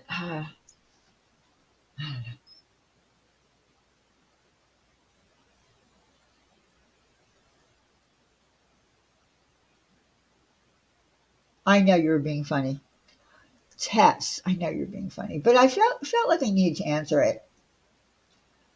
Right. Yeah, I get what you're saying. Like, everything can't be. I mean, I can respect someone for who they are, for what they talk about, for having a conversation, and at the same time realize that they might not like somebody that I like. It is what it is. I'm not going to hold that against them. Yeah, that's exactly, yep, so what? That is definitely middle school shit. Well, see, that's what like, you can't, and you shouldn't, science girl. It shouldn't matter who, hates who, and the word hate is like really strong. I hate using that word hate. Um, it doesn't, it shouldn't matter. It really shouldn't matter. It should only matter about the way I treat you, right? If you care about who I like or respect that you don't, that shouldn't even play into it. And I know for some people it might. I just don't think that it's important.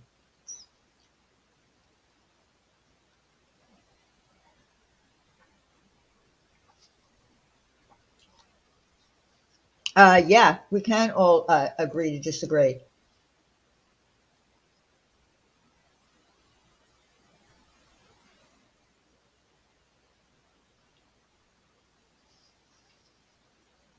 And you know what? I really don't.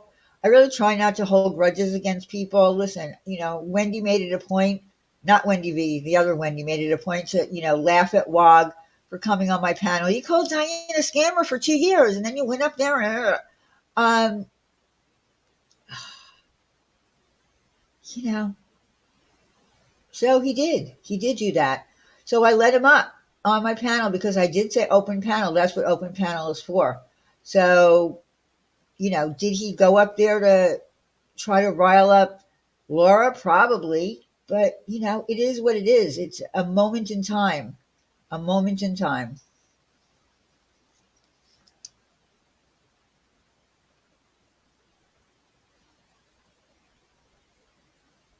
I don't know who's crying. Is anybody crying?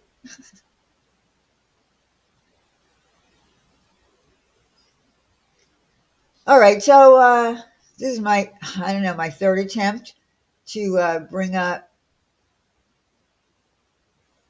exactly Batty. He really didn't. He really didn't. And, and it is what he did. He did it. I stayed away from it. I ignored it. And so he popped up on my panel. It wasn't really a big deal. It wasn't like a big moment to like, oh, got you, Wog. It's ridiculous. Anyway, uh, so let me just get back to what I want to say about Laura.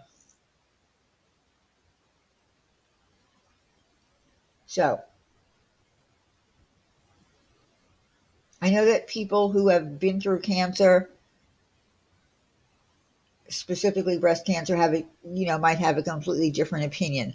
As far as like, look, I listened to when the truth went up, when Tracy went up, and she explained, the difference between having to have chemo to save your life and then the kind that they want to give her as a preventative kind of thing. And then I asked myself, would I do it? Like, would I do that? Would I be afraid to do it? Probably. Um, if it was to save my life, to shrink something that needed to come out, but they can't do it until they can shrink it, where it's, prolonging your life. Um, you know, Again, I'm not in a position. All I'm going to say is it's her body to do what she wants. Um, it's her decision. No one should be trying to make that decision for her, especially no one on YouTube. That's just my opinion. I understand that there are women here that don't understand it because they've been through it. But what I'm saying is, I don't understand why anyone here cares how she does this, handles it. I don't understand it.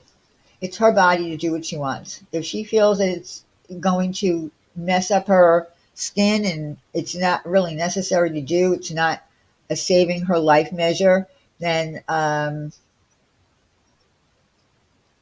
that's her business. Well, you know what? Listen, again, Alma, there's different reasons why people have to have chemo to save their life, as opposed to doing it for, preventative measures for a reoccurrence. 30% chance versus 15% chance, 70, you know, percent it won't come back. Like, I gotta be honest with you. I I don't know if I do it either with those, odds. I'm not a betting woman. So, I don't know. I don't know if I would do it, but that's just me. And I don't want to really get into this topic. Um, it's her business that she bled. Yeah. Well, listen, I get that part too. The people say if you put it out public, we can say what we want. And, and I guess that's true with the rules here on YouTube. I'm just saying what I feel like. I feel like it's her business. The bottom line is it's her business to do what she wants. It in no way affects me what she does.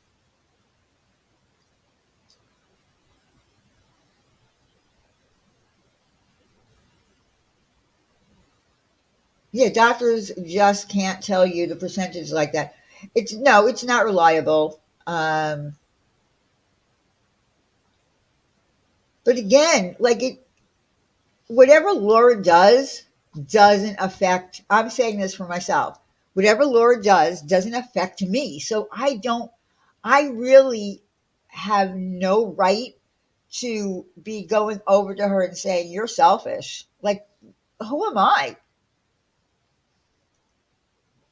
I think those onco reports give percentages. I think that's what they're referencing. Yeah, yeah. Well, I guess they, I don't know how they come up with the percentage of, 15% as opposed to 30%. But again, I just personally feel like I have no input whatsoever. I can't tell her that she's selfish. She's got kids. What are you doing? She's not my close friend. She's somebody on YouTube. And my opinion really doesn't matter, does it?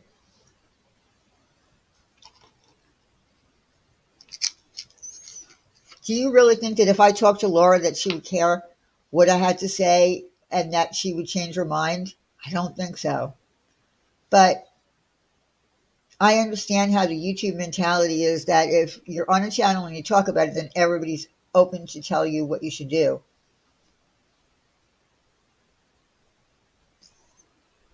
Well, Alma, your sister, God bless her. No, no one can tell her what to do, but I get where she's coming from. Like, I get where she's coming from. Like, why do people care what I do? Like, how does it affect them? It doesn't affect them. So that's all I'm saying. Like, Science Girl decided that her course was going to be, this is what I'm doing. My doctor, if the doctor says to you, I suggest that you do this, I can't make you do it, but I'm telling you what, as a doctor, and I went to school for this, I think this is the course you should take. So that's what Science Girl did, right? She decided to go with the chemo. If Laura decides not to do it, then that's Laura's choice not to do it. I mean, we here can't tell people what to do with their health.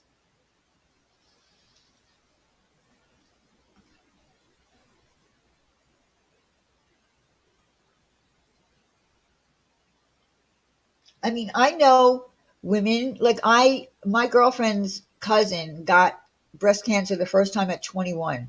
It ran in the family. She got it at 21. They were able to, uh, put her into remission.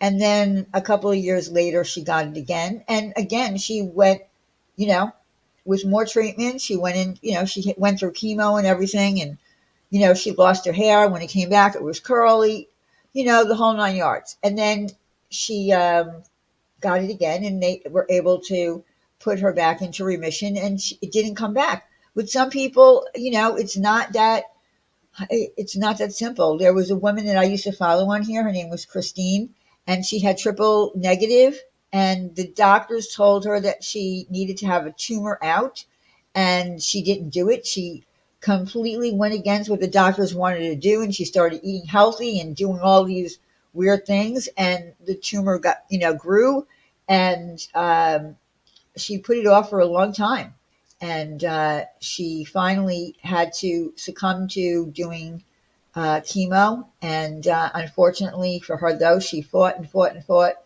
um, and she lost her life.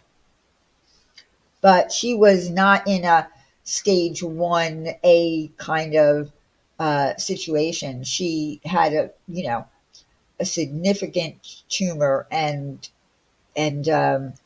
let it go. She just let it go. Said, I'm not doing it. Like, I'm just not. And waited to the point where it got out of hand. Yeah, but of course, well, she ended up passing away, you know. It was very sad. It was, and it was a woman that, young woman. And I used to, watch her on YouTube, and it like kind of came out of nowhere where she said that she had cancer. Like she was very into clean eating and all that kind of stuff. And, um, she tried all those things. Doesn't it doesn't work. Like, eating healthy and eating clean and raw and all that is not going to, I don't think it's going to cure the cancer. I'm not a doctor. It's just my opinion. And you're right. Everyone's story and journey is different. There are no two people that are ever going to be the same. My mom went through chemo and got 10 more years on her life. God bless her too. Uh,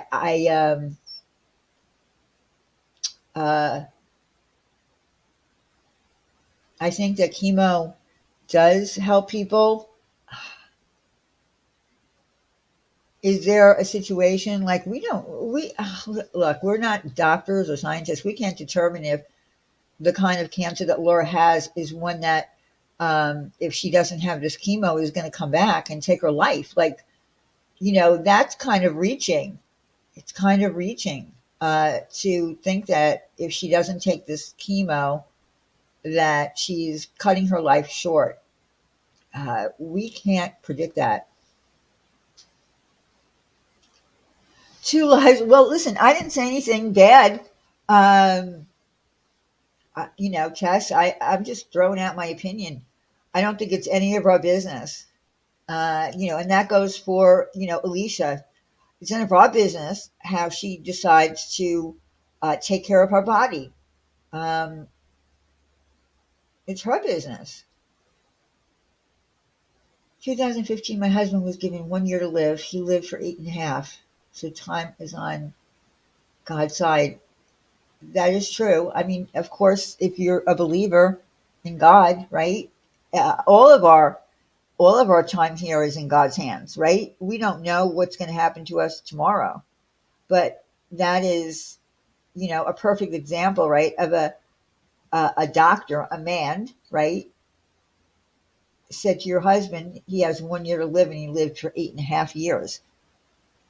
When my father got sick and was dying, they said, it's out of our hands. It will take a miracle. And then, God popped in. So uh, that's what happens. I'd rather put my faith in God than a doctor. Absolutely. You think so, Ash? I mean, she could. She's, she pretty much put it out there. She said she's tough and she's not really afraid of this part of the chemo, but more afraid of this. Look, it's not, having chemo put into your body is not a good thing, right? I mean, you're going to have side effects. It's not going to make you feel great. So it's a big change. I mean, look at, Alicia. She's not feeling well. She's going through it. I mean, I don't know. Like for me, I don't know what I would do. Thank God I'm not in that position to have to make that decision. I just feel like, again, it's none of my business what Laura does. I don't think it's really any of our business what Laura does. Uh, she has people that support her and want the best for her. Um, she has friends that want the best for her, but ultimately, it's her decision. I'm sick of the topic too. Time out. I wish that it would all stop, but unfortunately, again, it's a community, and people talk about it in public, and then people respond to it in public. And uh, I just wanted to throw my 2 cents in because um, I will not participate in the, she's a selfish person for not for her kids and this and that, because, again, we all don't know what's going to happen to us tomorrow. Uh, oh, Laura's in here. Sure, you can have a link. Hold on. Hold on.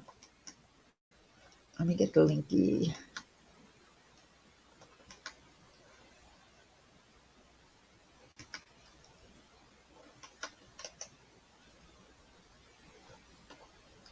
Oh, let me put it on the StreamYard side. For some reason, it wasn't showing up.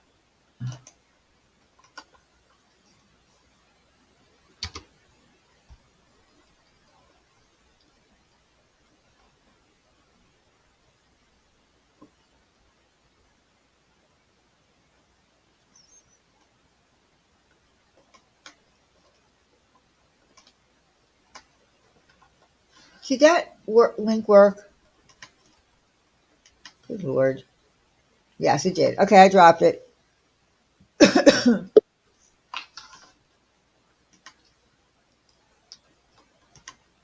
Hey, Hi. first, I just want to say thank you because I couldn't agree with you more. It is my decision. I spoke I spoke to my community because I just don't know what to do. And a lot of people have had breast cancer and I said, maybe reach out to them, get their opinions, get their opinions because so many people when I first got diagnosed, so many people had told me that they had cancer, Uh huh. that they had breast cancer, they went through it.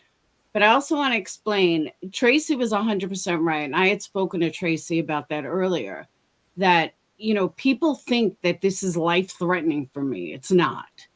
It's the way the score, it's not a doctor's opinion either. There has been a scientific test called an ONCA score, an ONCA test, oncology. And Right. what it does is it takes 21 genes from the cells of the cancer, not of me, of the cancer. So once you have the lumpectomy and they take the tumor out, or I heard you can do it from the biopsy, but they rather do the whole thing from the lumpectomy, and they take uh, 21 gene test of the cancer cells in the cancer, not in your body, and that's what determines your reoccurrence rate. So mine came back, and anything above a 26 or 25 is considered high risk. When you add in the fact that I'm over 50, because 50 is a benchmark, it makes that even higher. Okay. So the return or whatever. So that's why when you're over 26, they want or 25, they want you to get chemotherapy. It is a preventative measure just in case one of the little boogers got out because of the 21 genes that they tested from the cancer itself, the rate of reoccurrence is about 30%. Right. Now, And I got that part. I understand that part. and Uh, personally, I feel like, well, 70% says it's not coming back. So exactly. why is this worth it? So I've been tossed all day. My mom's like, do it. My mom's boyfriend's like, I'm with Laura, don't do it. And everybody's like, I just don't know. So tomorrow I'm sitting down with my radiologist who I love because I'll have radiology regardless of what I choose, radiation regardless of what I choose. So I'm sitting down with her for a consultation because she's very non-biased and a lot of what she tells me is going to wait on what I do. Yeah. I mean, look, the bottom line for me is like, if this happened to me, I don't know what I would do. The word chemo scares the hell out of me. I've seen people in my life, go through chemo and, risky. I'm sorry. I'm not letting you up. I'm It's sorry. poison. It's straight poison to your body. And my oncologist is like, you're going to lose it's an aggressive chemo. You're going to lose your hair. Your skin will probably get messed up. It will grow back. Your skin will heal. But they want to do 4 treatments once every 3 weeks for 4 sessions. And okay, well, that's a lot of poison if all that's going to happen to me from four things, from four cycles. That's a lot. Yeah, So, I don't know if I could, I personally don't know if I could do it. I'm a wimp. You're not as much of a wimp as I am. I am scared of everything. So I don't know if I would do it. But the thing is that I just wanted to say is that all of us on YouTube here, uh, we have really no right to tell anybody what they should do and and point out things like you're being selfish. The thing is there are no positives where a doctor can't ever say to you, I cured you of cancer. The word remission is used, and yeah. sometimes it never comes back and sometimes it does. Is there a guarantee that it's never going to come back? They can't do that. But I hope, listen, whatever you decide to do, I hope that if you decide not to do the four treatments, um, that it doesn't come back, that it doesn't come back to bite you, because you'll be, I don't know what you'll be. You'll wish that you did it. I just feel like you're a tough cookie. Alicia's doing it. She said that it's not, it makes her sick a little bit, but you said that that part's not a worrisome thing for you. The nausea, I'm an ex-bulimic. I could care less about nausea. Like See, throwing so up, I go up all day. and for me, that would be the biggest, like, oh my God, I don't want to throw up. That would be, for me, that would be it. It wouldn't matter about the hair or skin. It would be like, I don't want to throw up. Nah, I'm But the whatever, I don't know. I just it don't think it's my business to tell you what to do. No, and I appreciate that, but it seems like the people that are running their mouth about me every single day regardless. So this is just another reason for them to run their mouth. They act like they care. They don't care. So Well, it's comical. well, like I said, everybody has an opinion on YouTube, and that's what happens with everything, whether it's friendships, people ill, whatever. Everybody wants to, weigh in on it, and so listen, both of and I told you this. I wish you well. When you were first diagnosed, the same with Alicia. I hope the best for both of you. That you come out of this and everything is fine. I know Alicia has some other medical issues, that she has to deal with. But I just hope that everybody can be happy with the decision that Laura makes. Um, I know, right? it's her life. I don't even know what decision I'm going to make. They're so, because like you said, what if, and this is my other fear that I've thought about today. What if I don't do it and it aggressively comes back in my lungs and I can't get rid of it? Like this cancer, we took out with a lumpectomy. What if it comes back and it's something that I can't get rid of? How am I going to feel then? Well, And I that's well, with that, that's well, that's and where the chance comes in, where the betting, whether you're a betting person, uh, you don't know. You don't know. I mean, could that happen? I don't know. Could it come back and, go in your lungs and them not be able to, you know, yeah, the cancer, and because I said to my doctor yesterday, my oncologist, like, so if I got a double mastectomy, then can avoid all of it. She said no, because the breast cancer will come back anyway. It may not come back in your breast if you have a double mastectomy, but that same cell, that same breast cancer can come back in your brain.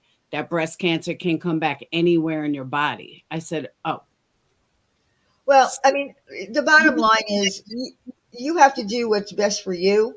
Um, and hope, like you said, like, because now you're kind of like saying, what if I make the wrong decision and it does come back and then I can't fix it, because it comes back aggressively and goes to my lungs or somewhere else. Uh, mhm. I, I don't know. I'm just Yeah, glad. exactly. That's where I'm at. I just don't know. I'm just glad that I'm not in your position. I don't know what I would do. I really don't. I mean, I I do not blame you for 1 second. It is. It's a hard decision. but And I get why people listen. We're mostly women here, right? I guess I understand to some extent why women who are mothers and have children and are at the same age range, like their first thought goes to I would want to be here for my kids and my grandchildren, my future grandchildren. So I get why women respond. And we're all women are emotional beings, right? We're like listen, when my mother was dying, right? My mother was dying and she knew she was dying. I mean, like, I didn't know for sure that she was dying, but she was worried about me, an adult woman. She's dying and going to go, be free and be with my father and sister again. And she's worrying about me because she's a mother. Um, yep, so I understand why women are emotional about that thing, is because they would hope that would want to be here for your kids. And but you know, anybody, I don't know, someone could hit you with a car tomorrow. There's no guarantees on how long we're going to live. hmm Uh, you know, I mean, my aunt had breast cancer, and that's not what uh, you know ended her life. Um, so it is what it is.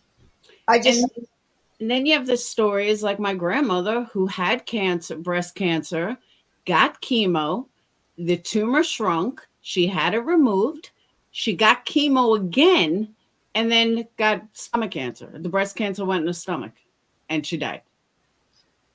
So you just never know, even with chemo. But then my other thing, and you and I have spoke about this. So let's say I do the chemo, and I was talking to my mom about this. I do the chemo, I go through the hell of it. I spend 3 years recovering from it, and then I end up with Alzheimer's at 63, like my dad, which is 10 years. So it's like it's just a no win. I don't know what to do.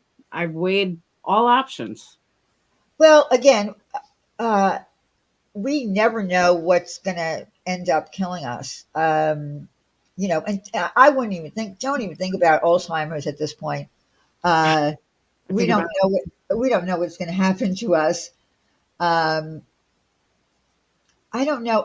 All I could say is, you have a small window making a decision what you need to do. Um, I mean, I hope you just make the right choice for you.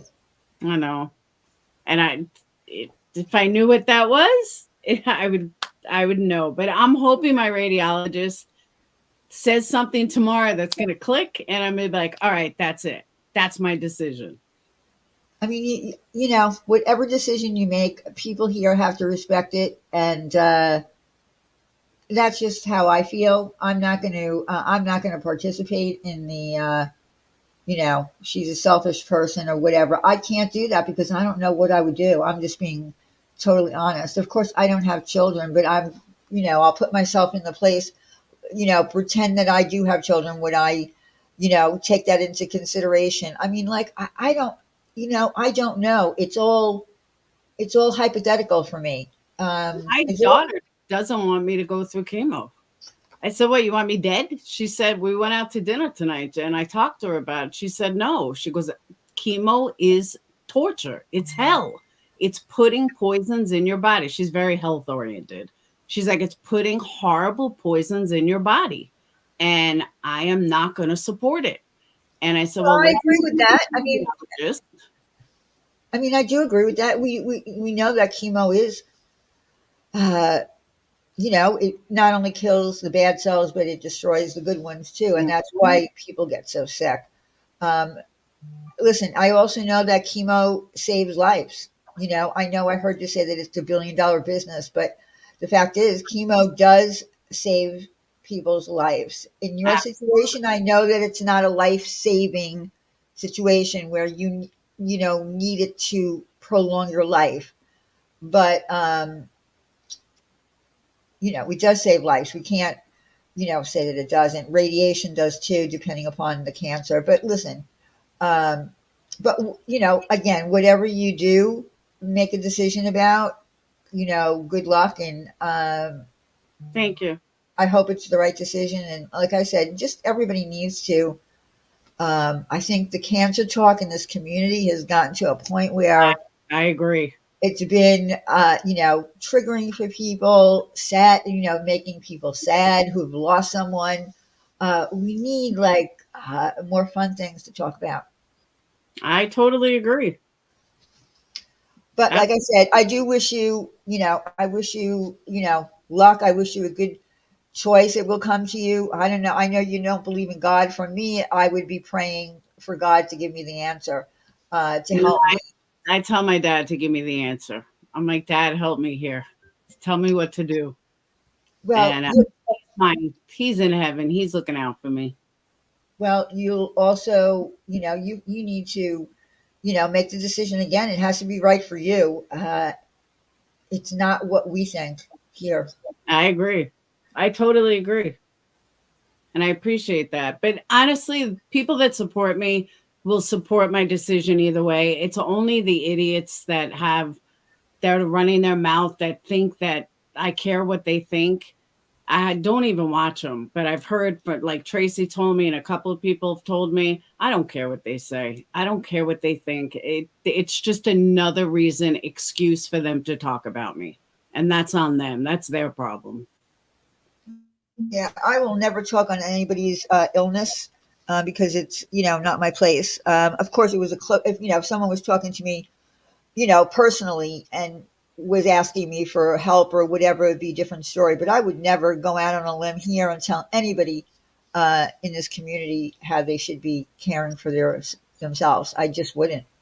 It's none of my business. I hear you. So All right. it I'm going to is what it jump off, but thank you, Diane, and thank you for your opinion and your thoughts. And I think your ADHD took over there for a minute because you kept starting and then you went to cooking and then you came back and then you went to cooking. It was kind of Yeah, I know. Well, because people were saying things in the chat, and yeah, I actually don't have ADHD, but yeah, that can happen when your chat's talking about three different things at a time. All right. Have a wonderful night. Okay, you too. Bye.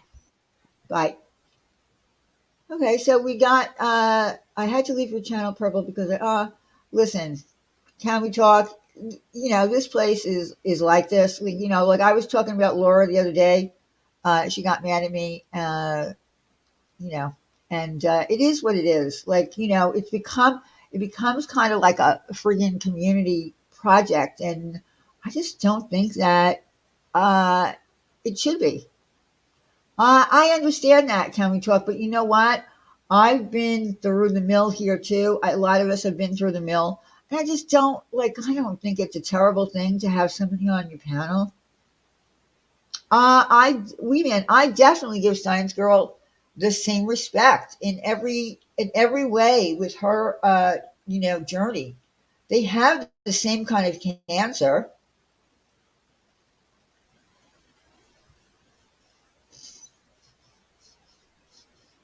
I just think that Alicia is taking her journey a different way. Um, she wants to be more. Oh, okay, okay, wee man. Um, she wants to be, a little bit more intricate about everything that she's doing. Like she wants to really talk about it, and that's great. Listen, there are a lot of channels on here that want to talk about their cancer. They take you on a journey. Is it sad to watch? In some cases, yeah. Like I told you, what happened with that girl. I didn't expect that to happen. I don't know. I just, uh, I just hate to see cancer wars here, and I think it's unnecessary. That's all. It gets sad and depressing. I don't want to. I just don't want to talk about cancer.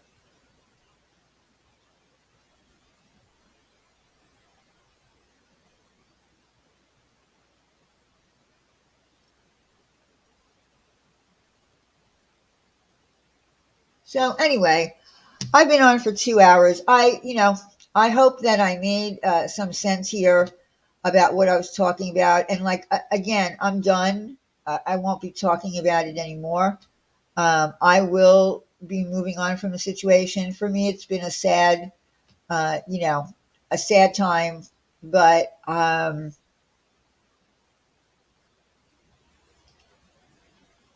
you know, it is what it is. It happens. It's life. It's part of life. And at certain point, you just have to move on, and that's it.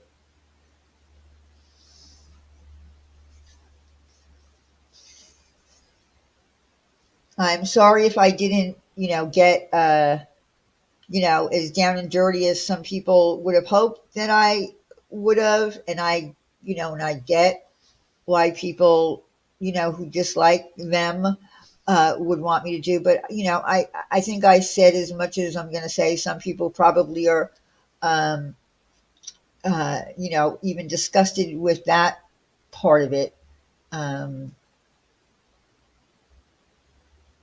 but I felt like I needed to say some things, and I said it, and that's it.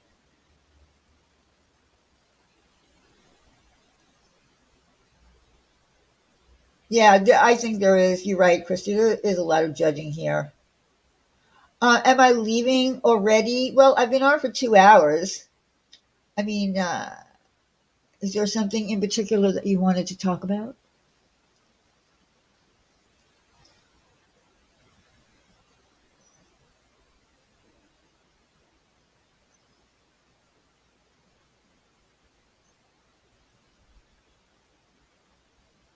Yeah, Sin, I just needed to say some things. And, like I said, if I, pissed anybody off, I'm sorry. It wasn't my intent. And, I felt like I just needed to say some things. If I kept holding them back, and not letting it out after it being, brought up about me, I wouldn't be genuine. I had to. Perplex, you talked about my disease, you got it wrong, and you lied about my ER visit. Uh,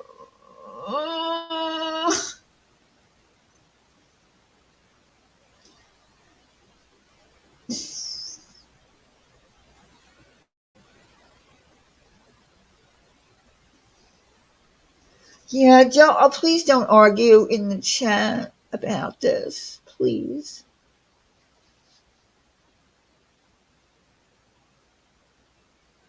I know you do, Sin. Yeah, let's not argue about this in the chat.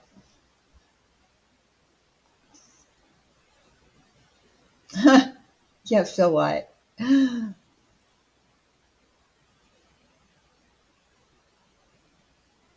Pie crust and bread.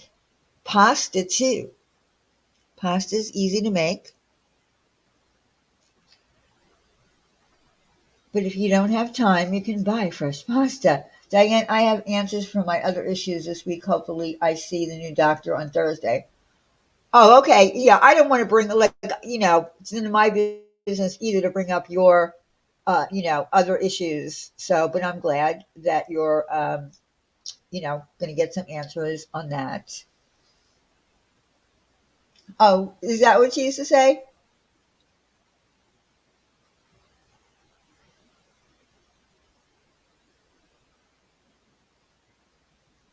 Everybody should be praying for everybody who's ailing in this community. I mean, there are probably a lot of people that are ailing silently and they're not coming to platforms and talking about it. But for those who are, um, that we know of, people should be praying for them who believe in prayer,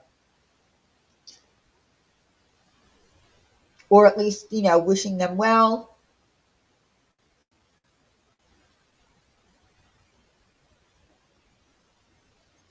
Does anybody watch Wrinkles the Duck on YouTube? Does anybody here know who Wrinkles the Duck is? If you know who Wrinkles the Duck is, put a one in the side chat.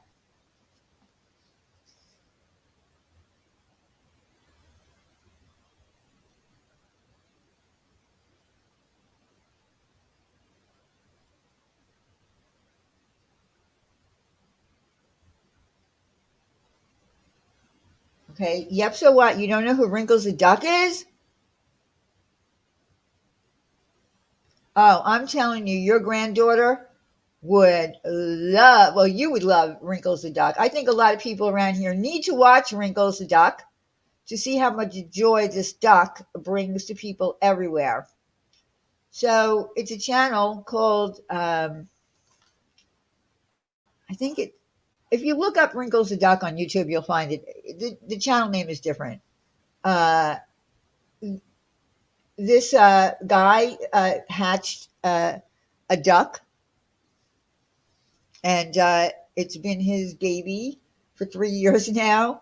And he brings the duck everywhere with him. The duck ran the New York City Marathon. He takes a duck everywhere with him. He's a little quirky. Yeah, that's it. Thank you, Carla. See, Duck Div. That's the name of the channel. Uh, when I just watch that duck, and all the people that want to take its picture, their picture with the duck, and the duck wears little red shoes. Um, didn't he quack up? Yeah, there's a lot of quack jokes, but he'll say to Wrinkles wings, and Wrinkles will spread his wings. The duck just makes me feel better. I think a lot of people need to watch Wrinkles the Duck. Uh, he's got over 2 million followers. So Wrinkles is pretty famous. So go look up Wrinkles, or go look up CSE Ductive. Diane, Laura, and Alicia could come back for a remake of Resolution Night. They could. You can't pray for an atheist? Of course you can pray for an atheist. What does that mean, Alicia? Those are the people that you should be praying for. I'll pray for those that believe. No, you got to pray for the non-believers. That's that's who God came. That's who Jesus came here for. The non-believers. He didn't come here for. He came here for the sinners.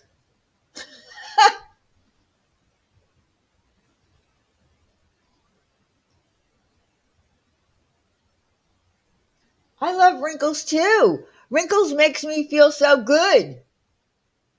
I get calm when I watch Wrinkles.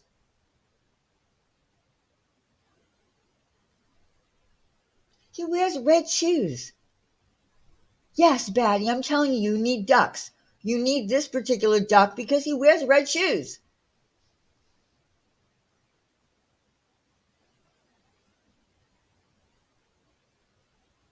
But, you have to pray for atheists. Definitely. I would love to interview Wrinkles.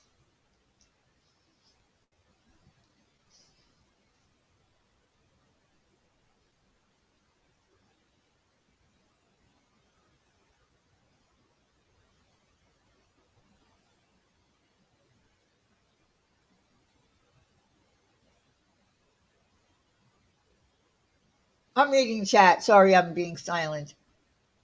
All we need is ducks. We need to focus. Yes, you need to focus on ducks. Take a link, Wrinkles. Listen, the guy who owns Wrinkles, he knows what he's doing, but he seems very kind, and the people who adore, like he can be in.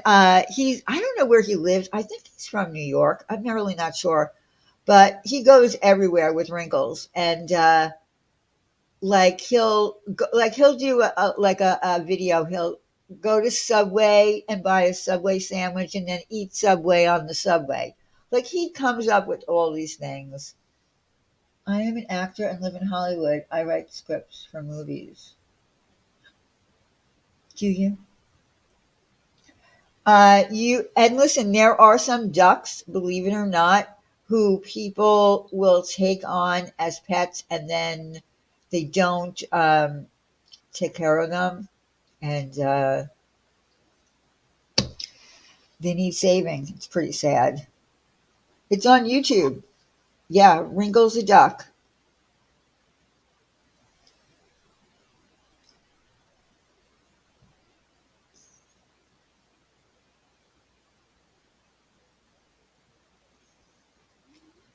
Diane, always do what's in your heart and have no regrets. Yeah, I have to do that. From now on, I'm not going to ever hold back anymore. Not. Um, you know what, Alicia? Everything is forgivable. Everything is forgivable. Yes, I do remember that. Wee Man, Howard the Duck movie. There's not anything that anybody has ever done that's not forgivable.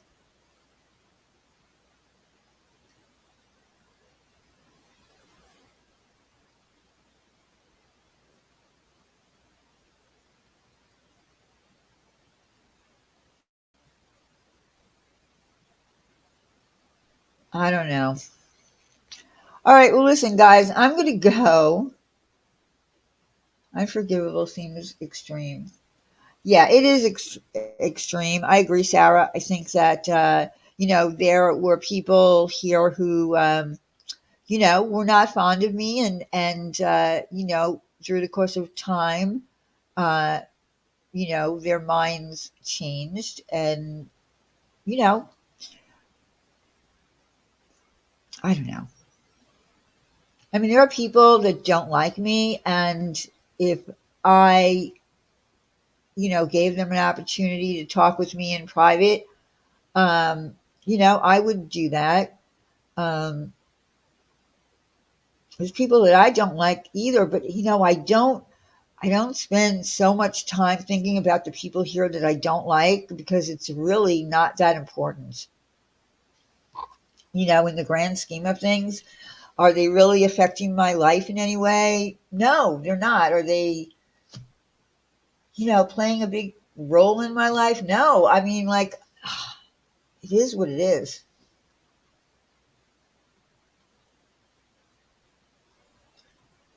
Oi,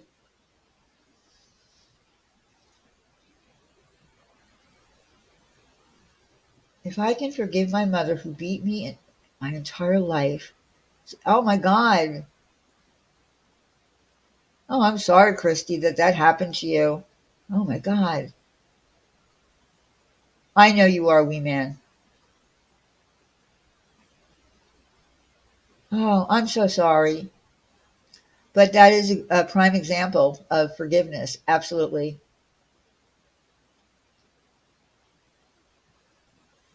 Why is my preference of belief their business? It's not, Laura. It's really not anybody's business. Listen, the only time that you're going to ever become a believer, in my opinion, is when God feels like it's your time for Him to open your ears and your eyes, and someone comes into your life and starts talking to you. And that's the way it pretty much works. Uh, I've had atheists in my life and agnostics and believers. Everything is in its time. Will you ever become a believer? I don't know. There are people that go to the grave that don't believe in God. Or maybe they do before they die. I don't know because we're not in their heads, right? Um, I was having a discussion with myself the other day because I watched Jesus Christ Superstar again because I love that movie. I think that's a good movie for people who are not believers, who don't want to get too close to doctrine, to watch the story of Jesus, right? And it's a good portrayal of Judas, right? Because it makes and I'm sure this is a topic that people, believers talk about. Was Judas just part of the plan? Did God use Jesus as part of the plan because someone had to betray Jesus, right? Was he did he, was he sorry that he did it? Was he forgiven for doing it? Did he go to heaven? So it was like a whole big thing I was, having in my head. But no one cares. I could see that. Go ahead. Talk amongst yourself.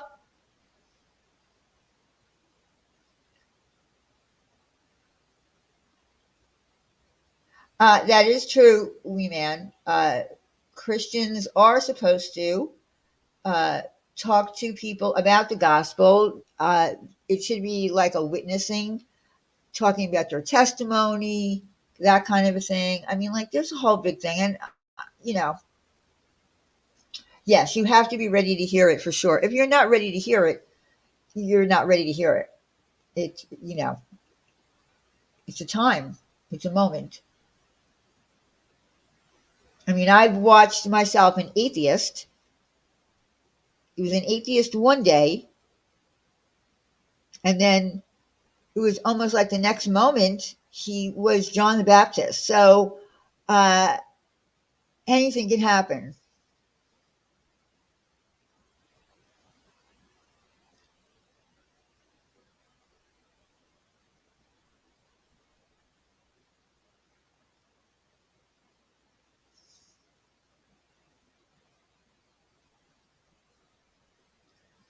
You felt I never saw that movie, Passions of the Christ. I did see Schindler's List, though. I've never seen that movie.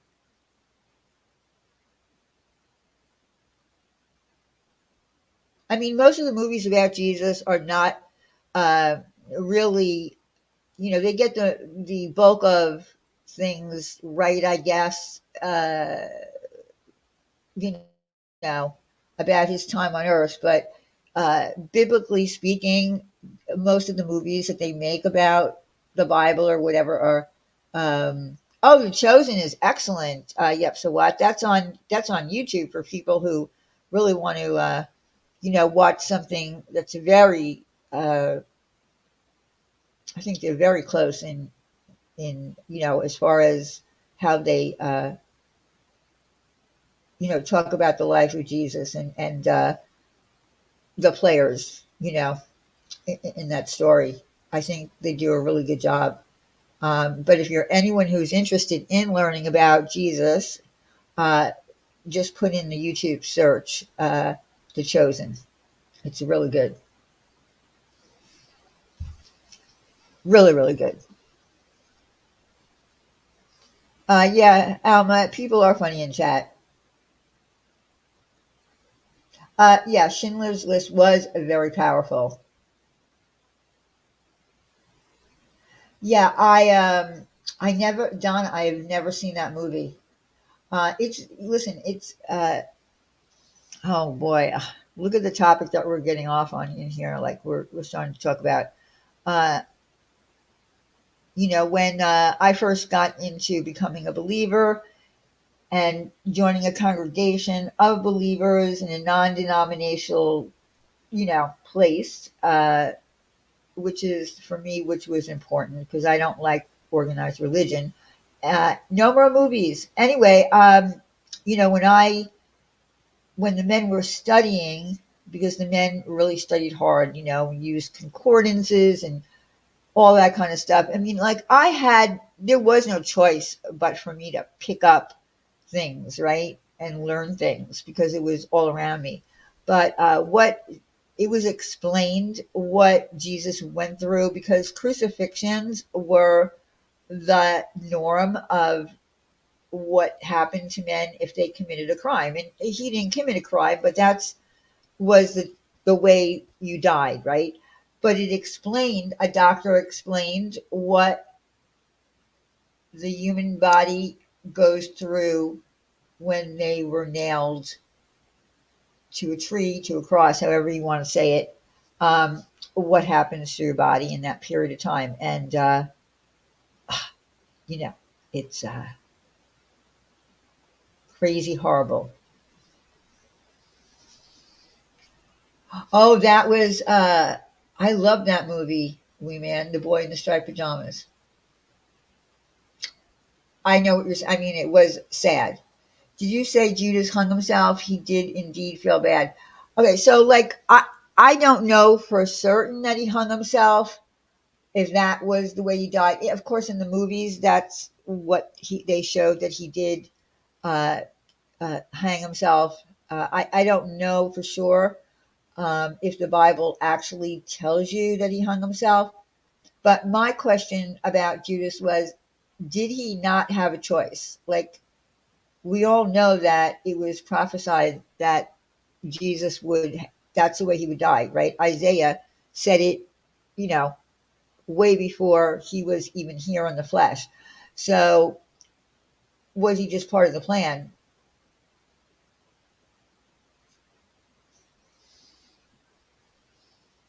Did he have remorse? I believe he had remorse, whether he was part of the plan or not.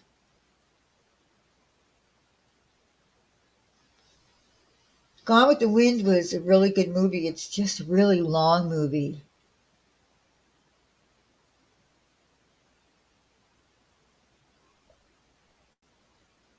He did betray Jesus, but what I'm saying is, was he? Did he have a choice? He was part. If he was part of the plan, someone had to betray Jesus. It was all planned. It was pretty much planned. I mean, like, Isaiah. I don't think in Isaiah, when he talked about, led to slaughter like a lamb. Uh, I don't think Judas was, mentioned.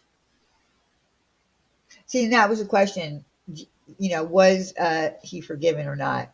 I mean, like, I don't know.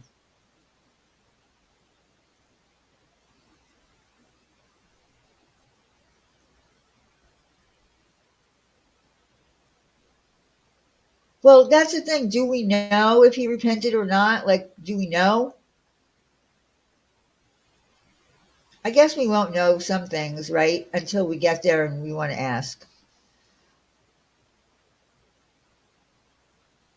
Did anyone watch an older International Sundays with Sybil?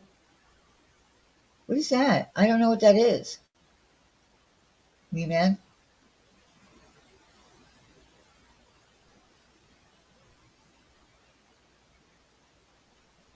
I wasn't there, but the Bible tells me so. Like, yeah, I haven't really looked it up. Um, well, yeah, Jesus knew he would. He also knew that Peter would deny him 3 times. Right? Yep. So what? That would be great. I wish heaven had FaceTime. That would be awesome.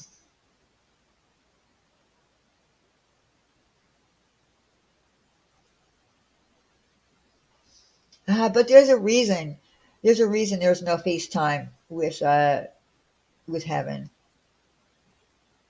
It's not for us. It's to protect the people that are there for and promised an eternity without tears and sickness and you know.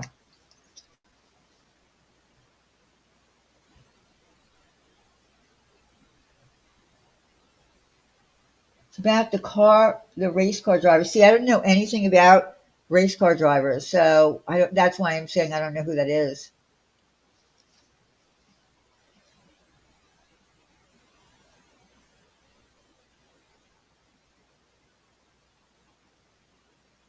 All right, so okay, so what time is it? Okay, so I think I've been on for like 3 hours now. I think I'm gonna go. I'm gonna go chill. I'm sorry to anybody that I offended tonight, who I was snarky with, who I bit off their head. If I did that, I apologize. Um, it's really not who I am. I hope that I didn't disappoint people who were expecting, more outrage out of me. This is all I had to give tonight. Um, I am hurt. I'm going to always be hurt. And, it's sad. It's sad for me. It's sad for,